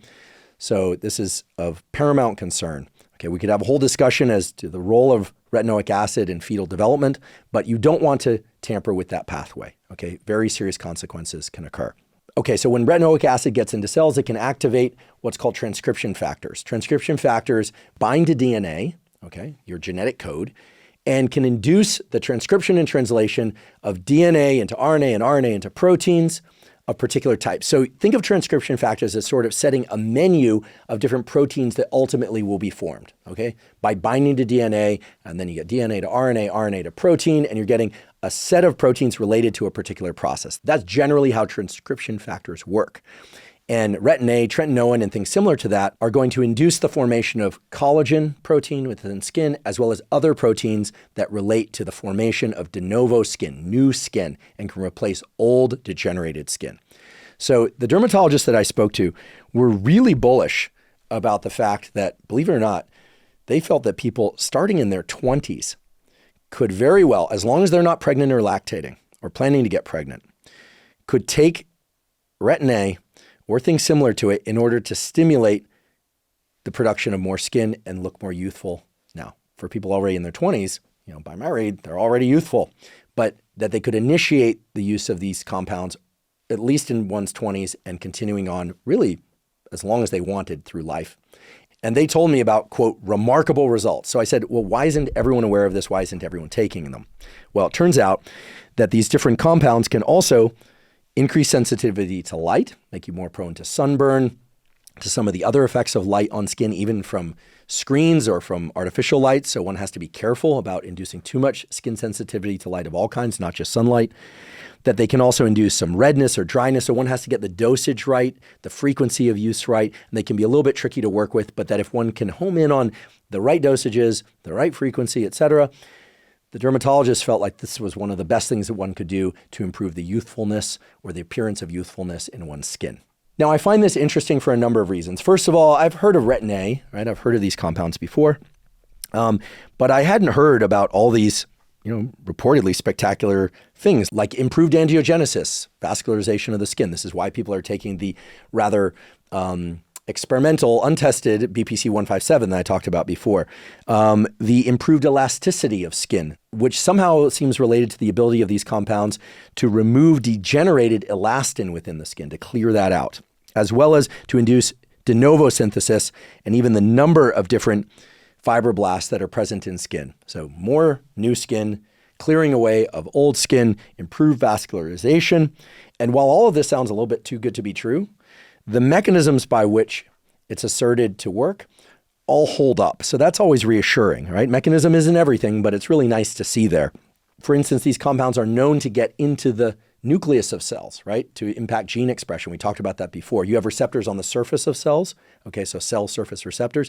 You also have nuclear receptors and the ability of certain things, we call them ligands, but these are chemicals, right? In this case, in the vitamin A pathway to get into the nucleus of cells and impact gene expression. This is actually how hormones like testosterone and estrogen change the way that people look so dramatically during puberty. They actually, they operate by binding to cell surface receptors. They also get into the nuclear compartment of the cell. They bind to nuclear receptors and they turn on entire genetic programs that cause, for instance, deepening of the voice or the growth of hair or breast tissue, et cetera. So these are powerful compounds. Now, I talked to a cosmetic surgeon, expert in face, specifically. Remember, cosmetic surgery is done for a number of different areas of the body, but for face specifically, who also specializes in these sorts of treatments for skin. And they've started using and are frankly quite confident in the use of retinoid esters that can be applied to the surface of the skin. So these things are available not by prescription. There's far less research on these sorts of compounds, but these compounds get enough positive support from the people that have tried them, reporting improved youthfulness of skin, et cetera, that some of them are becoming quite sought after and people, let's just say, are very enthusiastic about them. And I will say that in discussing the various mechanisms of this with these cosmetic surgeons and some dermatologists, the logic holds up. So you're starting to see more and more of these. Now, as I mentioned at the beginning of today's episode, there is zero business relationship between me, the podcast, or any of these people that have marketed serums or creams or prescription drugs, for that matter, related to skin health and skincare. However, I have provided a couple links in the show note captions of some of the different sources of these. Obviously, if you need a prescription for something like Tretinoin or something similar because you're interested in this whole retinol, Retin-A, vitamin A pathway story, you need to talk to a board-certified dermatologist who could potentially prescribe that for you if they decide it's right for you. But in terms of these topical ointments and serums and creams and things like that, I do provide a link to at least one source of those that uses the retinoid ester. Just keep in mind that these various ointments and serums do not yet have the randomized controlled trials to support them that some of the other compounds that we were discussing do have. Now I'd like to talk about things that one can do to improve the health and appearance of one's skin that don't involve taking anything or putting on any kind of ointment or serum or anything like that. And what I'm referring to is phototherapy. Now, at the earlier part of the episode, I talked about how different wavelengths of light, like UV light and long wavelength light, can penetrate skin to different depths. And some of the negative but also positive things that can do. So for instance, we talked about UV light mutating DNA in cells and potentially causing cancers, accelerating the aging process, and so forth. But as you also recall, long wavelength light, so-called red light, and near infrared light, which is even longer wavelengths of light, can penetrate deep into the skin tissue, so past that outer epidermal layer into the dermal layers of the skin, and can access the vasculature, the neurons, some of the glands located deeper in the skin, and of course, the cells there, like cells in the epidermis, I should point out, contain things like mitochondria, for which red light has been shown to be beneficial. Why? Red light and near infrared light phototherapy has been shown to reduce reactive oxygen species and thereby to improve mitochondrial function in cells. And that in turn has been shown to be beneficial for all the different processes within cells that involve mitochondria, which of course include energy production, but a bunch of other things too.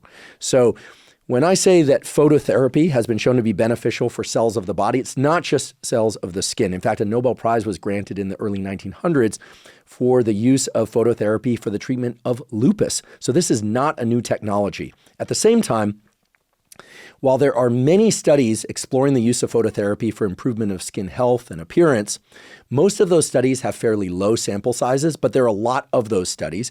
And fortunately, by now, there are a few meta-analyses and reviews that take into account lots of different studies using slightly different wavelengths of light applied to different portions of the face for different purposes, treatment of acne, maybe even putting red light, near infrared light on one half of the face to have a so-called within-person control to compare, the changes in skin or lack of changes in skin, as the case may be, between one side of the face and the other. I'll put links to some of these studies and some of the meta-analyses and reviews of these studies.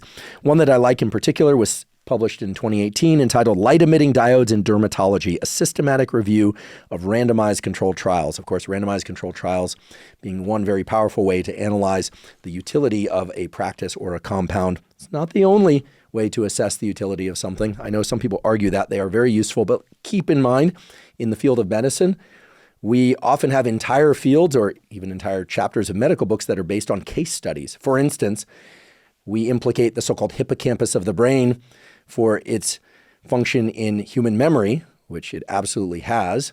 And that fact largely grew from one major case study that then exploded into a number of different animal model and then human studies later on. So we all love randomized controlled trials, reviews of randomized controlled trials and the uses of phototherapy for treatment of skin conditions and improving the quality of skin are wonderful and point to the fact that phototherapy can indeed improve the appearance of skin in conditions like acne, can accelerate wound healing, can improve the youthfulness appearance of skin, but these effects tend to be somewhat mild to moderate when they occur, and certainly there are many studies that show no significant effect, no statistically significant effect. That said, I'm of the belief, based on my read of the literature, and this is a literature I've spent a lot of time with, frankly, because I did an episode all about light and health. I've also been very interested in the use of phototherapy for the treatment of eye diseases and offsetting age-related decline in visual function. There's some interesting evidence there. Again, mild to moderate effects, but that can be meaningful in the real world. And when I step back from all of the literature, here's what I see, and this is what I ran by a dermatologist to make sure that they thought that this protocol would be useful or not useful, right? I asked them, I didn't tell them, do you think this will be useful? Tell me yes. I asked them, and what we basically converged on was that if somebody decides to do phototherapy, the use of phototherapy that involves long wavelengths of light, so red light plus near infrared light typically, at a distance of about 1 foot to 2 feet from the light source, depending on the intensity of the light source, although that doesn't seem to be so critical, but one can't be across the room from the red light source, nor should one get right up next to the red light source so that there's a lot of heat generated from the red light source that one can feel. But at a distance of about 1 foot to 2 feet away at fairly high intensities, done for anywhere from 10 to 15 minutes, 5 to 7 days per week, on a consistent basis, does seem, on average, to lead to improvements in the youthfulness appearance of skin. Why this would be the case isn't exactly clear, but there are a number of different logical interpretations, such as reduced inflammation, improved mitochondrial function, all downstream of reduced reactive oxygen species, improved blood flow to that particular area because of the effect that long wavelength light can have on vasodilation, sort of expansion as opposed to contraction of blood vessels and capillaries. All of this makes mechanistic logical sense, and the effects that one sees in these various peer-reviewed papers, randomized controlled trials, seem pretty good, meaning they are mild to moderate. None of them are sort of jaw-dropping, like, wow, complete reversal of severe acne or, massively accelerated wound healing. And we also, of course, have to take into account that many people who are doing phototherapy often are combining it with other things. Sometimes in today's era, like injections of PPC 157 or the use of hyaluronic acid or niacinamide, et cetera.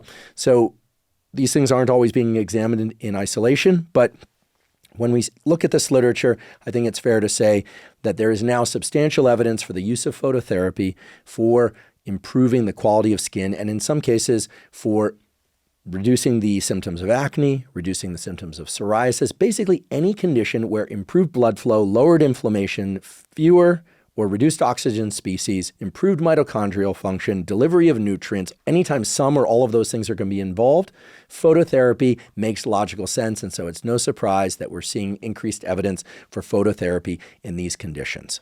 Now, I've provided a link to the review of the randomized controlled trials that I mentioned a bit ago. I also provided a few links to some specific studies that show pictures of before and after, in some cases on two sides of the very same face. I did an entire episode about light and health.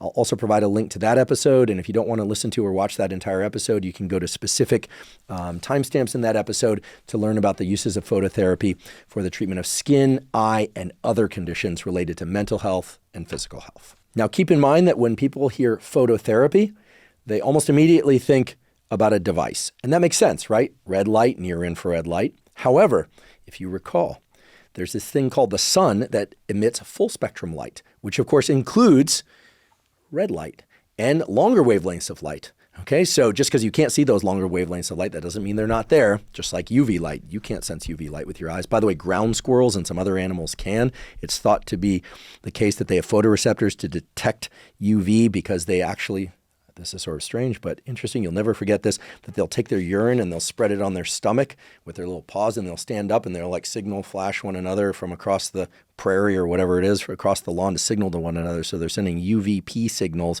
across the lawn. I'm not making this up. I actually studied a little bit of this when I was an undergraduate, but not at the level of the urine and the signaling, at the level of the retina. Any discussion about skin has to include a discussion about nutrition. Why? Well, remember the fact that I mentioned at the beginning of today's episode that your skin and your immune system have a very intimate relationship. It's bidirectional. Your skin reflects the status of your immune system in many ways.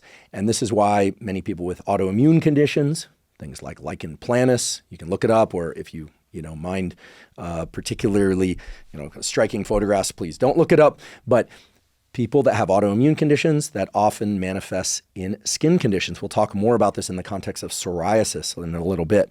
But anytime we're talking about the immune system or skin, we need to take into account the gut microbiome and nutrition. So many people asked, what are the things that they should eat to have healthy appearing, youthful skin? They also asked, what are the things that one eats that could exacerbate things like acne? And what can one eat in order to reduce their acne? So let's just start off with the basics. And here I'm going to be fairly brief because I think we all know the big take-home message about nutrition nowadays. We hear over and over again, and we should pay attention to the fact that the vast majority of our food, well, I should say, if one desires to be healthy, mentally healthy, physically healthy, and a high-performing individual in any number of different things, cognitive, physical, or otherwise, we want to consume the vast majority of our foods from non-processed or minimally processed sources, so-called whole foods, so fruits, vegetables, if that's within your diet. Some people include grains, some people don't. I'm not here to discuss that. Meat, eggs, fish, chicken, and so forth, if that's within your diet plan or your nutrition, or if you're a vegetarian or vegan, you make the associated adjustments so that you can make sure you're getting enough protein and amino acids, but it's in keeping with your ethical and maybe your health goals. Okay, so we're not here to discuss vegan, vegetarian, omnivore, of which I am, or carnivore. Okay, that's not the discussion. I think all of those groups agree that getting the majority of your nutrition from non-processed or minimally processed foods is going to be best. And that, of course, if you're human, sometimes you'll ingest processed foods, but really trying to avoid highly processed foods is critical. Now, with respect to the specific foods that can improve skin appearance and skin health, it's very clear that diets that are of the so-called low inflammatory type, that don't spark inflammation, so these would be things that sometimes are referred to as the Mediterranean diet or a paleo-like diet. You hear these terms, but what are we really talking about? Mostly whole foods, minimally processed foods, okay? And then there's variation depending on whether or not you emphasize or de-emphasize meat and fish, or emphasize or de-emphasize vegetables, this kind of thing. Again, I'm an omnivore. I love fruit. I love vegetables.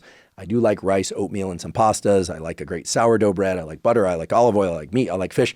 I think I am representative of most people out there because I eat most all those things, but I also eat the occasional croissant. I also eat the occasional slice of pizza. I don't eat a lot of that stuff, but I eat it now and again. And then, of course, you have people that are super strict.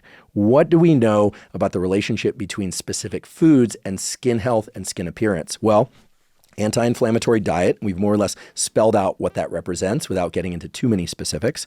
And then there are the specific components within foods, so vitamins, minerals, and micronutrients, as well as things like collagen present in bone broth that can be really useful to include.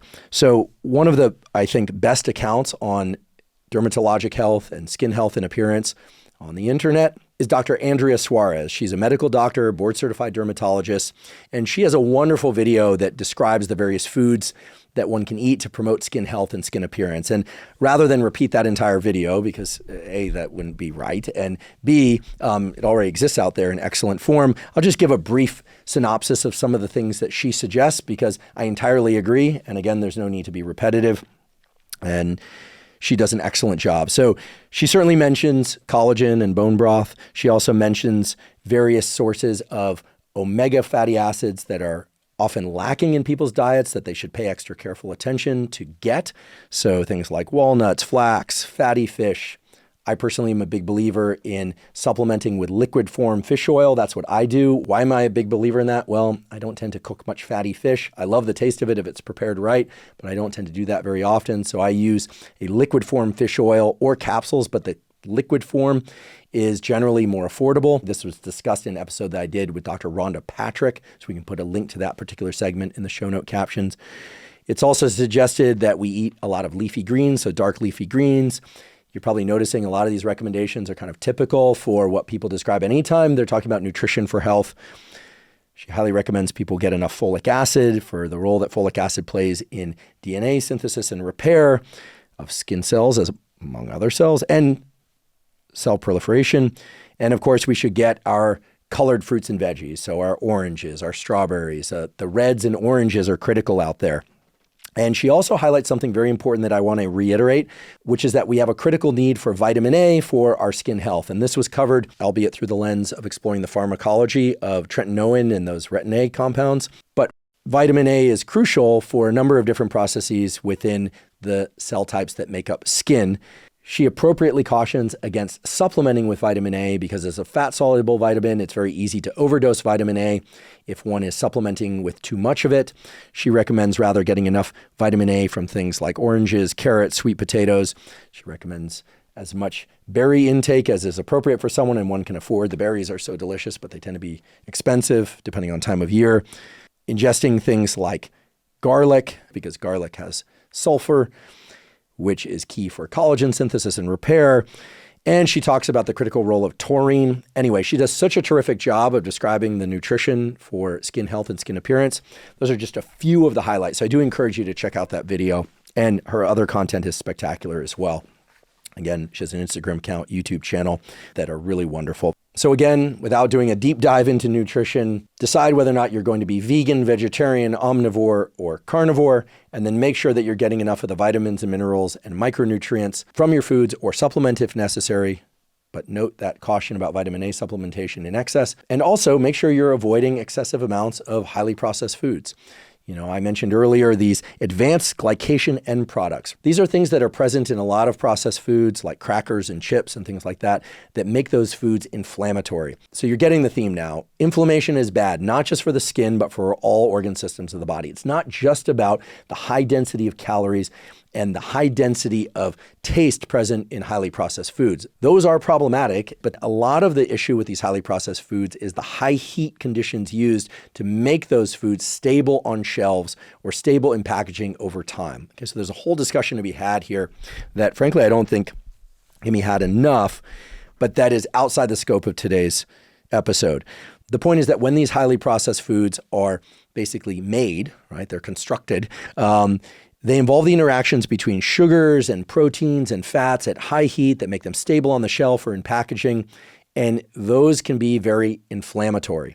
And that can show up in the form of reactive skin. It can make your psoriasis worse. Yes, it can make your acne worse. It can make your skin more tender and painful. It can make your skin basically more reactive to some of the underlying predispositions you might have, either because of genetics or other things you're doing or not doing.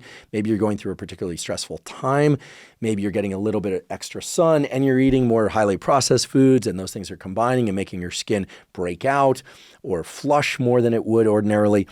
Again, there's so many reasons to eat most of your foods from non-processed or minimally processed sources. And of course, and now I sound like a broken record because you can hear this all over the internet, ingesting foods that are excessively high in sugar, excessively high in sugars combined with fats, just not good to do. Pro-inflammatory, it's going to cause all sorts of issues. And we're going to get into this more as it relates to acne in particular, because as you probably know, when you ingest foods that are high in sugars or even just carbohydrates generally, that also contain a lot of fats, and in particular when those foods are highly processed, well, then you initiate an inflammatory response, and you often can initiate additional things happening in the pores of cells that can start to really aggravate acne and cause more acne. This has to do with the whole insulin pathway. So when we talk about acne, I'll talk about diets that create a high glycemic load. We're not necessarily talking about the glycemic index of food. You may know that when people measure the glycemic index of food, they're looking at the blood sugar response after eating that food, typically in isolation and not in combination with other foods. What I'm talking about is eating combinations of foods that induce high levels of insulin, high levels of blood glucose, that then lead to all sorts of things in the hormone pathways and cell growth pathways that exacerbate acne. So we'll get there in a moment, but I think the take-home message around nutrition is pretty clear. So much so that I don't want to spend any more time on it. We all know what the best nutrition really is for us, regardless of whether or not you're vegan, vegetarian, omnivore, or carnivore. It's non-processed or minimally processed foods representing probably anywhere from, let's say, 75 to 100% of your food intake, depending on how strict you want to be. And then, sure, make some room if you want for some processed foods, but just know that those advanced glycation end products and the high glycemic load that comes from those processed foods can really exacerbate inflammatory responses in skin and set forward a whole domino set of issues related to hormone pathways and cell growth pathways that make everything, acne, psoriasis, and overall appearance worse. Yes, your skin will appear to age faster. And on the positive side, most of the foods that we think of as healthy and anti-inflammatory are actually quite delicious. So enjoy. And I forgot to say what's absolutely clear. You know that myth that they told us when we were teenagers? That eating a lot of fried food would make you break out, would make your skin worse. Guess what? It's true. That high heat preparation required for creating things as delicious as the donut or French fries, right? There's a reason people love these foods. They're so delicious. They do cause problems. They're pro-inflammatory. Does that mean you can never have a French fry? No. You decide what's best for you, but know what you're doing. As a segue to talking about acne, we need to talk about the gut microbiome. And this is a direct outgrowth of our discussion about nutrition. Here's the simple takeaway that I believe everyone should follow, not just for sake of healthy appearing skin, but also for sake of every organ and tissue system in your body, which is the data clearly show that ingestion of sufficient amounts of fiber, so prebiotic and probiotic fiber, so fruits, vegetables, sometimes this can also come from grains. Some people will supplement with additional fiber if they feel they need it, as well as ingestion of low sugar fermented foods. I've talked about this before, so regular listeners of this podcast may have heard this. Things like kimchi, sauerkraut, the sort of sauerkraut that has to stay in the fridge. So not the stuff that's stable on the shelf at room temperature. Anything containing a brine, that salty brine. So pickles, but not the pickles that are stable at room temperature, the ones that have to be kept in the refrigerated section of the grocery store. These low sugar fermented foods are powerful enhancers of the gut microbiome. And when the gut microbiome is healthy, you have reduced overall inflammation in the body. This is often reflected at the level of the skin. And basically, skin health and the youthfulness appearance of skin is enhanced, okay? This can also help with conditions like acne or psoriasis, especially in conditions where there's a direct immune system skin relationship that we'll talk about more in a little bit. Okay, so I highly recommend people have anywhere from 1 to 4 servings of low sugar fermented foods per day, or try and enhance the health of their gut microbiome generally. Maybe you take a pill probiotic, although those can be very expensive. There's a little bit of data suggesting that if you chronically take pill probiotics that yield very high levels of bacteria, well, then maybe there's some associated brain fog. That's a little unclear, pun intended, but they are very expensive. They have to be kept refrigerated. And let's face it, low sugar fermented foods, if you find the ones that you like, are really great to ingest because they're tasty and they're good for you. Now, why am I talking about this? In part because we keep coming back to inflammation as a general issue for skin health. And that points us also towards some specific do's and don'ts as it relates to lifestyle. Let's face it, pun intended. If you sleep well, so maybe you need 6 hours, maybe you need 7, maybe you need 8, maybe you need 9, but if you sleep well on a consistent basis, your skin is going to look so much better, so much healthier, more vibrant than if you are not getting enough sleep. If you drink alcohol, and you wake up the next morning, your skin's going to look puffy. It's not going to look good. But many of you can ingest alcohol without issues. I've done an entire episode about alcohol. Yes, it's a poison. Up to 2 drinks per week for adults who are non-alcoholics is probably safe. 0 is better than any.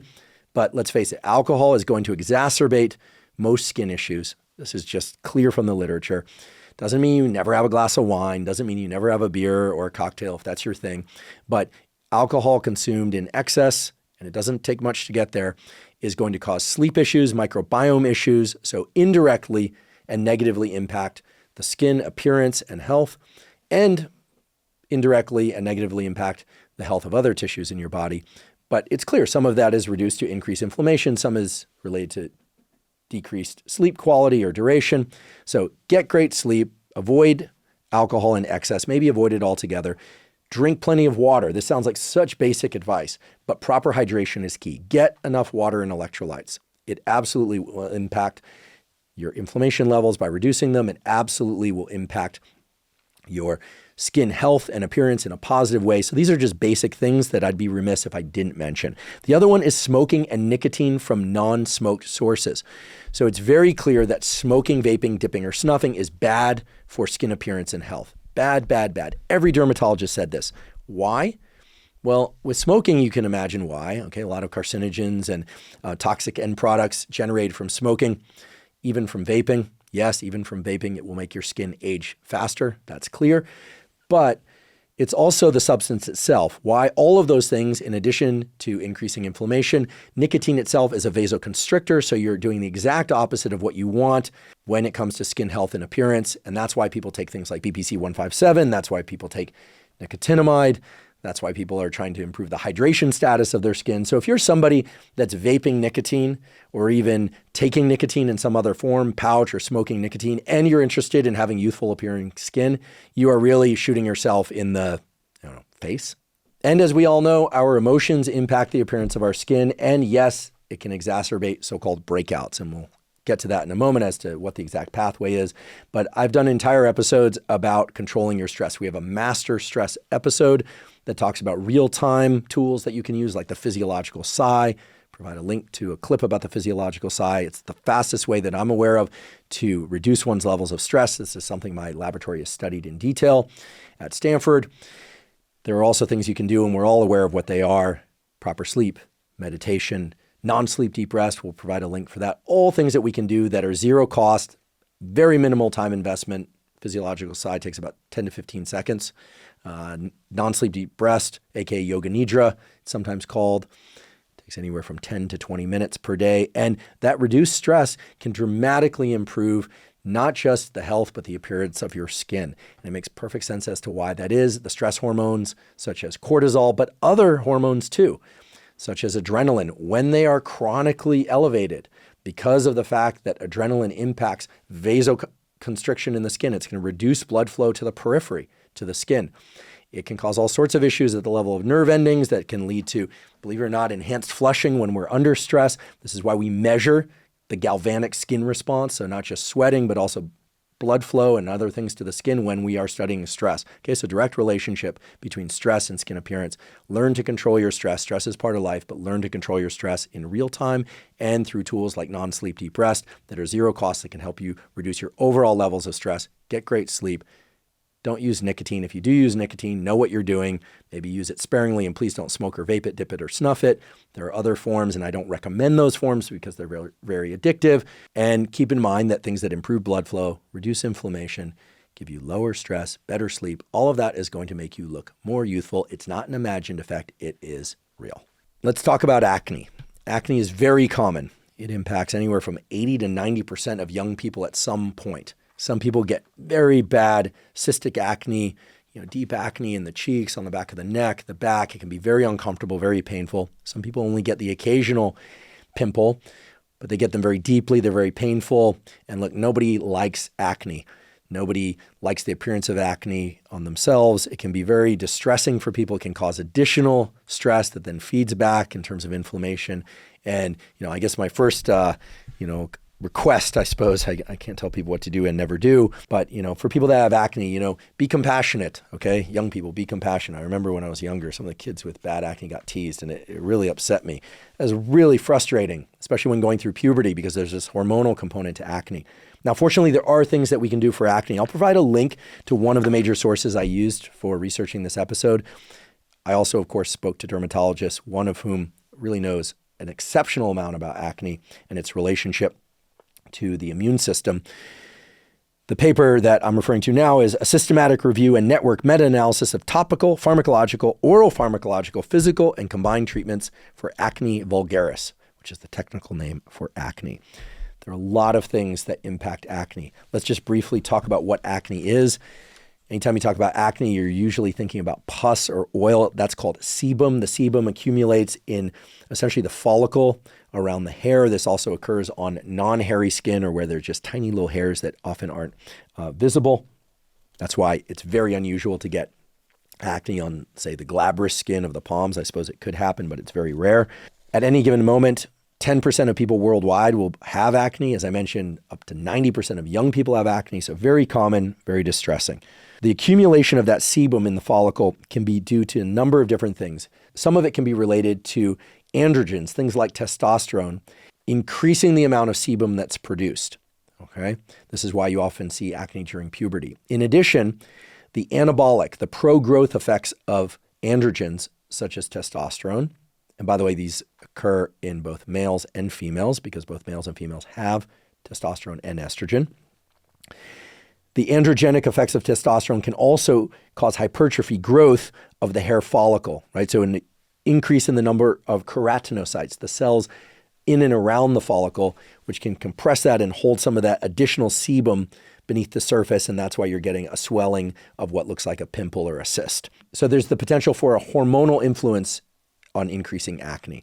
Now, if someone's going through puberty, you just have to deal with that increase. Now, if there's a sudden increase in acne when one is post-puberty, you may want to look at levels of androgens that are being produced. And nowadays, with increasing numbers, apparently, of things like polycystic ovarian syndrome, which in part relates to increases in androgens, this is becoming an additional concern. So getting a quality blood test, looking at androgen levels over time can be very beneficial for both males and females.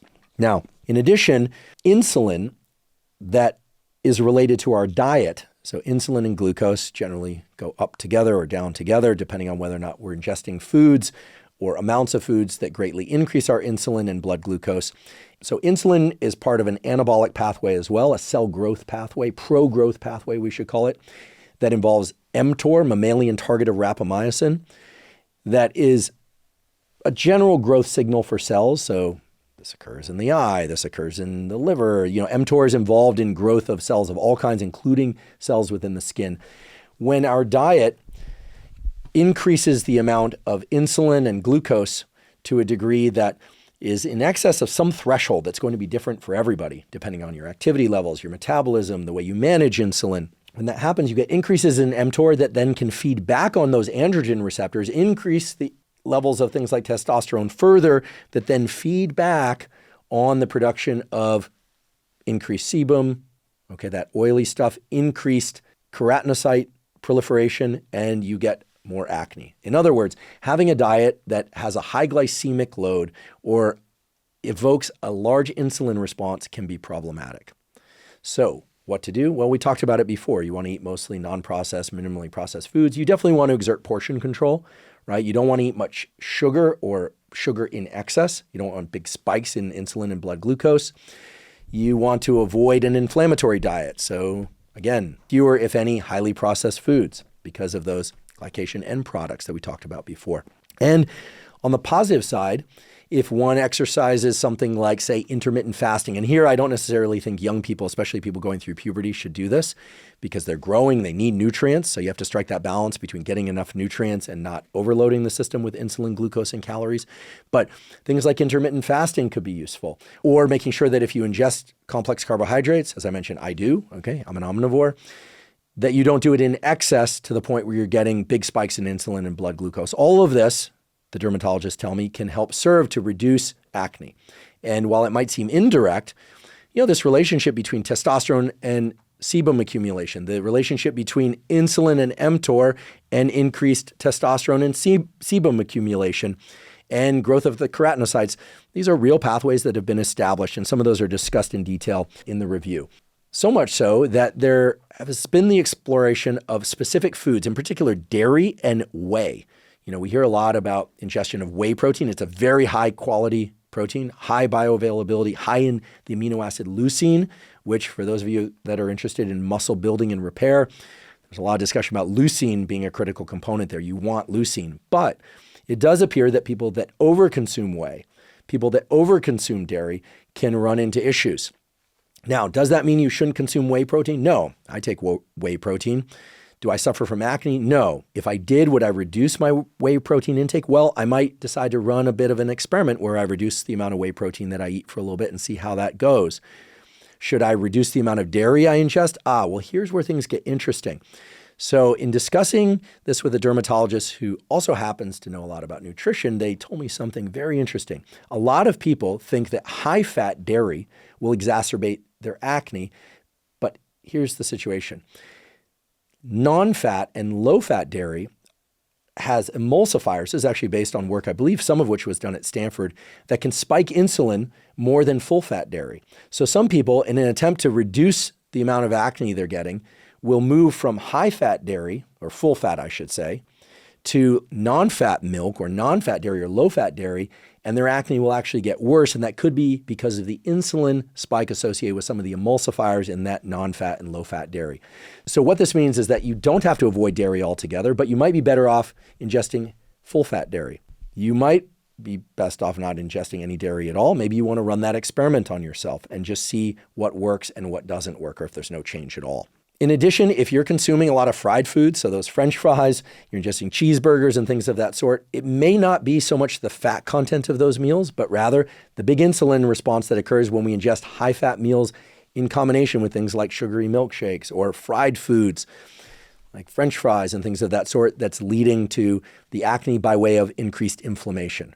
Right? So there are a lot of different pathways: inflammation, androgens like testosterone, insulin leading to increases in testosterone and inflammation. A lot of pathways converge to exacerbate acne. And oftentimes it's just the removal or even just the reduction of some of this food intake or types of food intake that can really lead to big improvements in one's acne. So all of these things combine to support lower inflammation, appropriate amounts of sebum production, because you do need sebum production. You do need keratinocytes in and around the hair follicle, but you don't want too many of them, and so on. But what can be done to directly address acne? Well, there are a number of different prescription treatments that your dermatologist can suggest.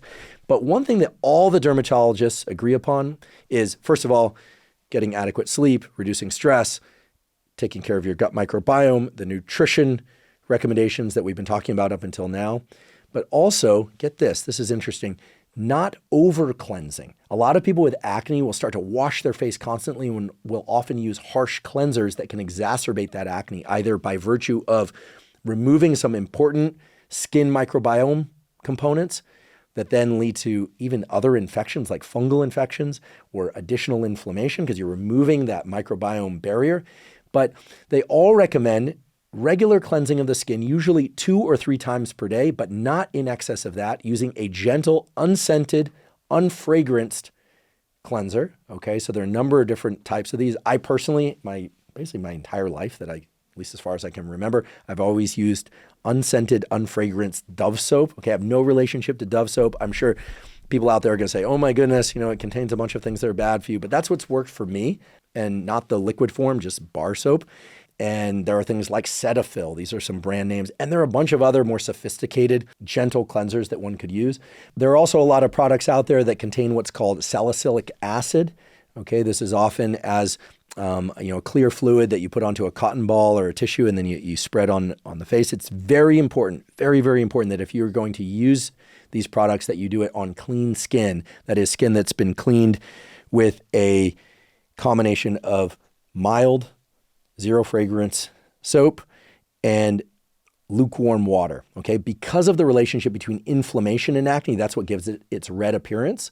You don't want to use extreme temperatures of especially hot water when washing your skin. So lukewarm water, mild soap, and only if it's been recommended by your dermatologist, this salicylic acid. Salicylic acid comes from the same class of drugs as aspirin. So it tends to reduce keratinocyte stickiness, right? The extent to which those cells stick together. Why do I mention aspirin? Well, you may have heard that some people will take aspirin to reduce the stickiness between their platelets in an attempt to improve heart health. We'll cover that on another episode at some point.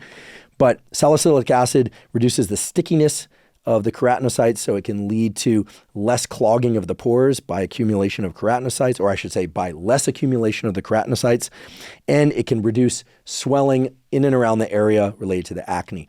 Sometimes if people get an acne pimple, especially if they have an event or they don't want to be seen with that pimple, the use of a little bit of corticosteroid cream put on there can reduce the redness or swelling.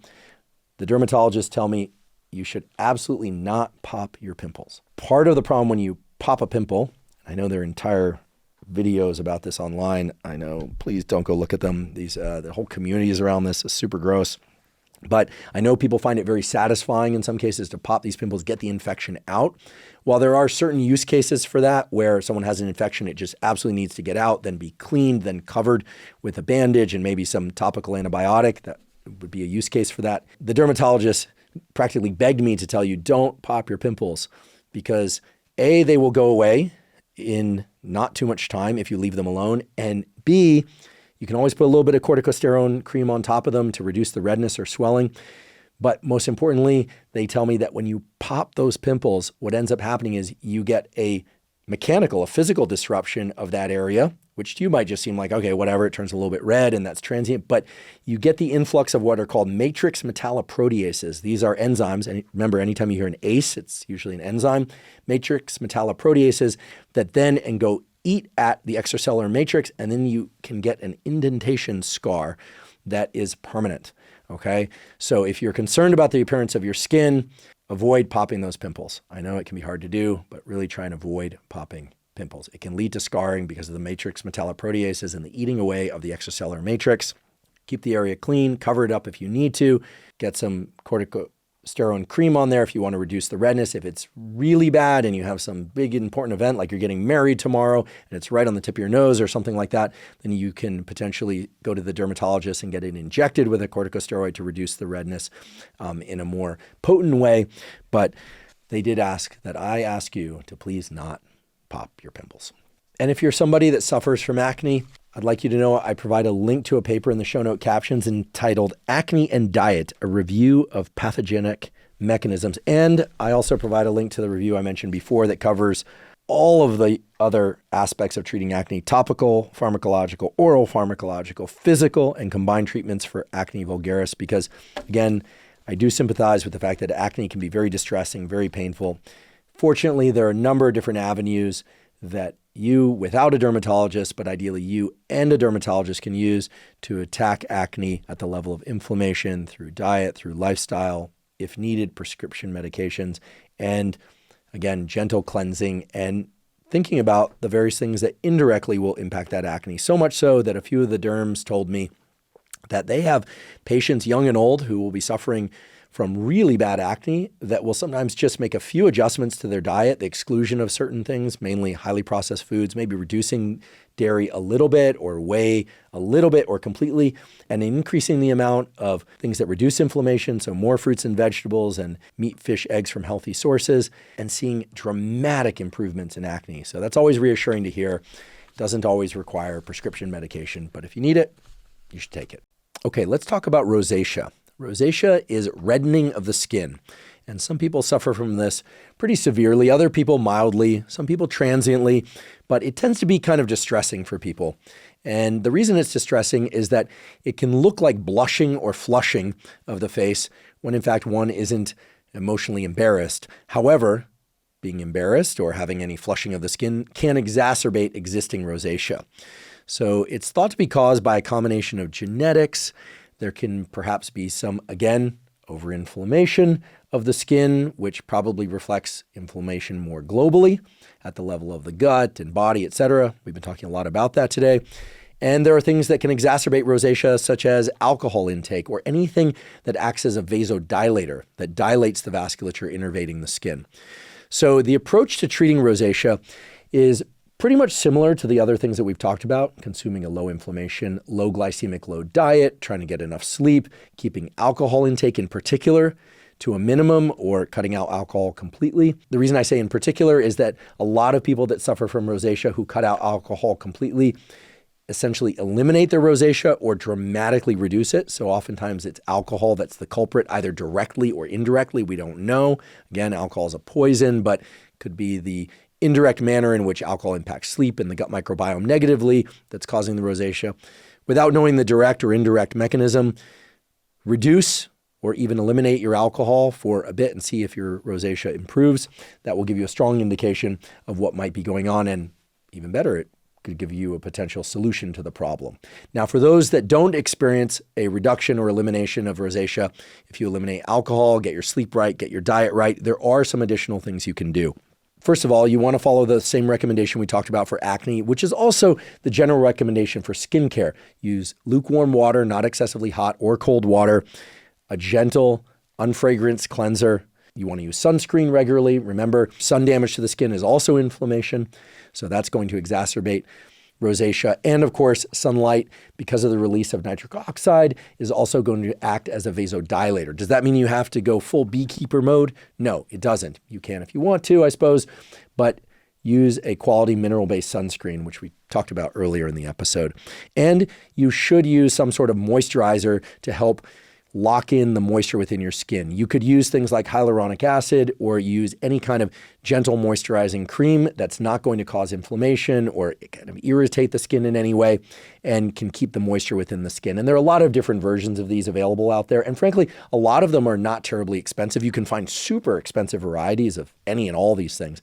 But many of the things that meet the criteria of gentle, unfragranced cleanser, SPF 30 mineral-only sunscreen, as well as a quality moisturizer, are not necessarily the most expensive available. And, what justifies the higher expense in some cases could be, the silkiness or the packaging. It could be any number of different things. I'm not going to say that the cheapest varieties are necessarily as good as the most expensive varieties, but I do think, and the dermatologist that I spoke to definitely confirmed, that there's a lot of price inflation out there related to kind of the overall milieu of packaging and purported exclusivity of certain skincare products.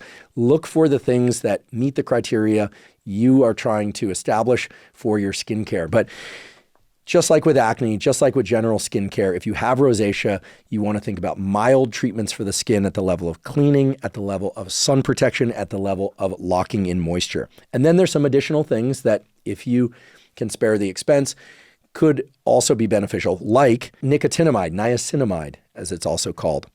Or there's also been some evidence that things like licorice root can be of benefit. Okay, these things are typically found as a topical ointment or in a topical ointment. But in the case of niacinamide, nicotinamide, we talked about how this can be available in an ointment form, a topical form, or it can be taken as 2 500 milligram dosages per day. I gave you the long list of the various mechanisms by which it can improve skin health, reduce inflammation, production of collagen, etc.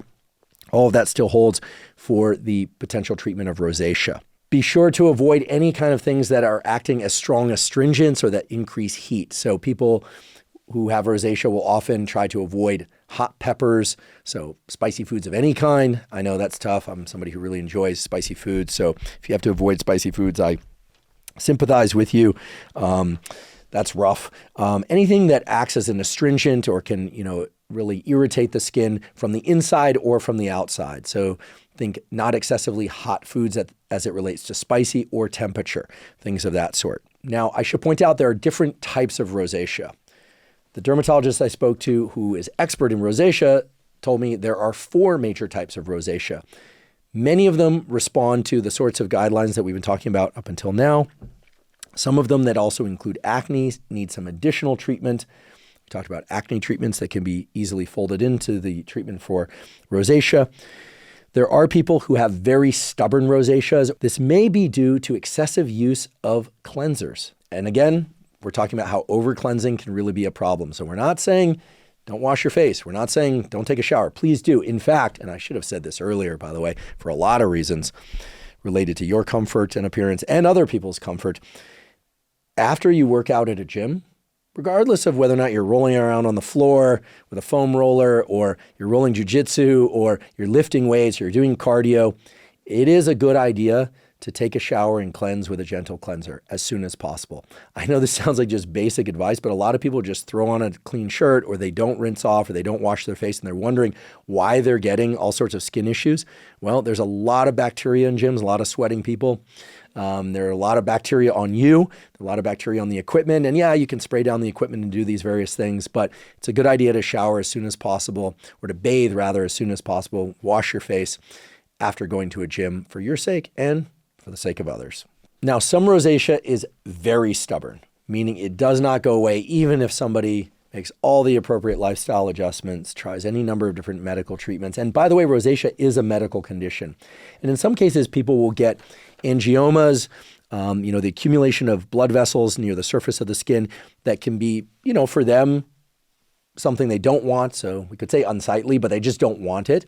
Or in some cases, they'll treat their rosacea and then they'll get an accumulation of broken vessels near the surface of the skin. This is pretty common for people that experience rosacea and treat rosacea. For these people, there is a treatment. It has to be done in a dermatologist's office called pulse dye laser, where they use a laser of a particular wavelength that can penetrate, the superficial layers of the skin. And now you know how different wavelengths of light can penetrate to different depths within skin and destroy the blood vessels or the broken blood vessels that then call in immune system cells to clear out the destroyed endothelial cells and other stuff around it and take it away, get rid of those blood vessels that sit beneath the surface. Let's talk about psoriasis.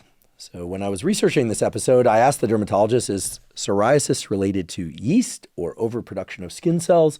And what they told me was really interesting. They said for more than 80 years within the dermatologic community, it was thought that psoriasis was just an overproduction of skin cells, but it wasn't really known what the source was. And it turns out that now almost all the derms, at least the ones I spoke to, said that it has something to do either directly or at least powerfully and indirectly with the immune system. So what can be done to treat psoriasis? You can probably guess. Things that reduce the overall level of activation in the immune system. Not so much that you become susceptible to infections, because that's not good, but you treat this like any other autoimmune condition. There are now drugs, these are prescription drugs, that directly target the interleukins, the components of the immune system that are directly involved in psoriasis, such as interleukin 17 and interleukin 23. And I'm told that these drugs are very effective in the treatment of psoriasis. So that's very reassuring. I know, especially in communities online that are focused more on behavioral tools and nutrition-based tools or supplementation-based tools, of which I am, right? We focus on those. But as you probably noticed in this and other episodes of the Huberman Lab podcast, we also talk about prescription drugs that have proven to be very effective in certain conditions. So it's very reassuring to hear that there are excellent prescription drugs that can target the specific interleukins that are overactivated in psoriasis, because psoriasis is now known as an overactivation of the immune system and a kind of turning of the body on itself, if you will, to create this itchy, scaly, uncomfortable, and in some cases unsightly overproduction of skin cells at the scalp and elsewhere. Okay, so we've covered a lot of topics thus far. We've talked about skin biology. We talked about various skin conditions that are very common, such as acne, psoriasis, and so forth. We talked about ways to increase the youthfulness or the appearance of youthfulness in skin that are based on data, some that are a bit more experimental. And we talked about even some laser procedures and phototherapy, things of that sort. And at the same time, I acknowledge that there are many topics and conditions related to skin health and skincare that we did not talk about. We didn't talk about eczema. We didn't talk about Botox. We didn't talk about an enormous number of topics that I know are of interest and relevant to many of you. So as a consequence, the plan is to host various expert guests, both dermatologists, expert in particular areas, as well as, yes, a cosmetic surgeon who, believe it or not, does not like to cut, but rather likes to use fairly non-invasive procedures that touch on some of these very same mechanisms. Yes, injections of certain things, things that operate at the surface level of the skin, and sometimes surgical procedures that, I know when people hear cosmetic surgery, they think, oh, people just trying to improve the youthfulness of their look or something of that sort. But, that also relate to certain serious skin conditions for which surgery and non-surgical approaches can assist in. So the point is that any discussion about skin health and skincare is going to be an ongoing discussion, one that I do plan to continue on this podcast in the form of expert guest episodes, maybe even another solo episode.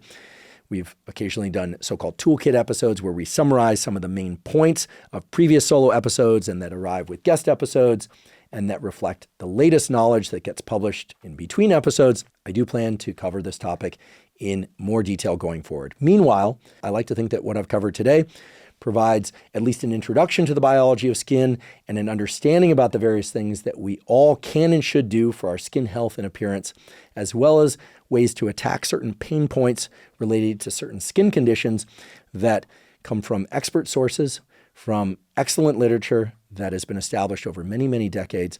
And I personally find this organ that we call skin to be infinitely fascinating, not just by virtue of what it does, but by virtue of all the different organ and tissue systems that it interacts with in our body, and by virtue of the fact that our skin is this incredible living organ on the outside of our body that tells us oh so very much about how we and others are doing in terms of our immediate and potentially our long-term health. If you're learning from and or enjoying this podcast, please subscribe to our YouTube channel. Please also subscribe to the podcast on both Spotify and Apple. That's a terrific zero-cost way to support us. And on both Spotify and Apple, you can leave us up to a 5-star review.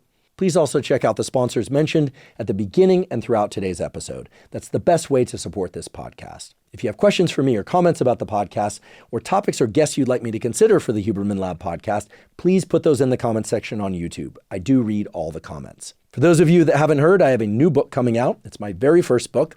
It's entitled Protocols, an Operating Manual for the Human Body. This is a book that I've been working on for more than 5 years, and that's based on more than 30 years of research and experience.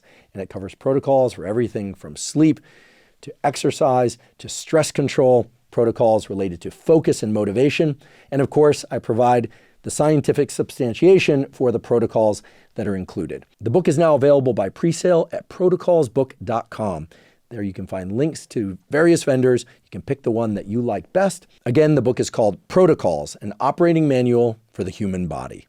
If you're not already following me on social media, I am Huberman Lab on all social media platforms.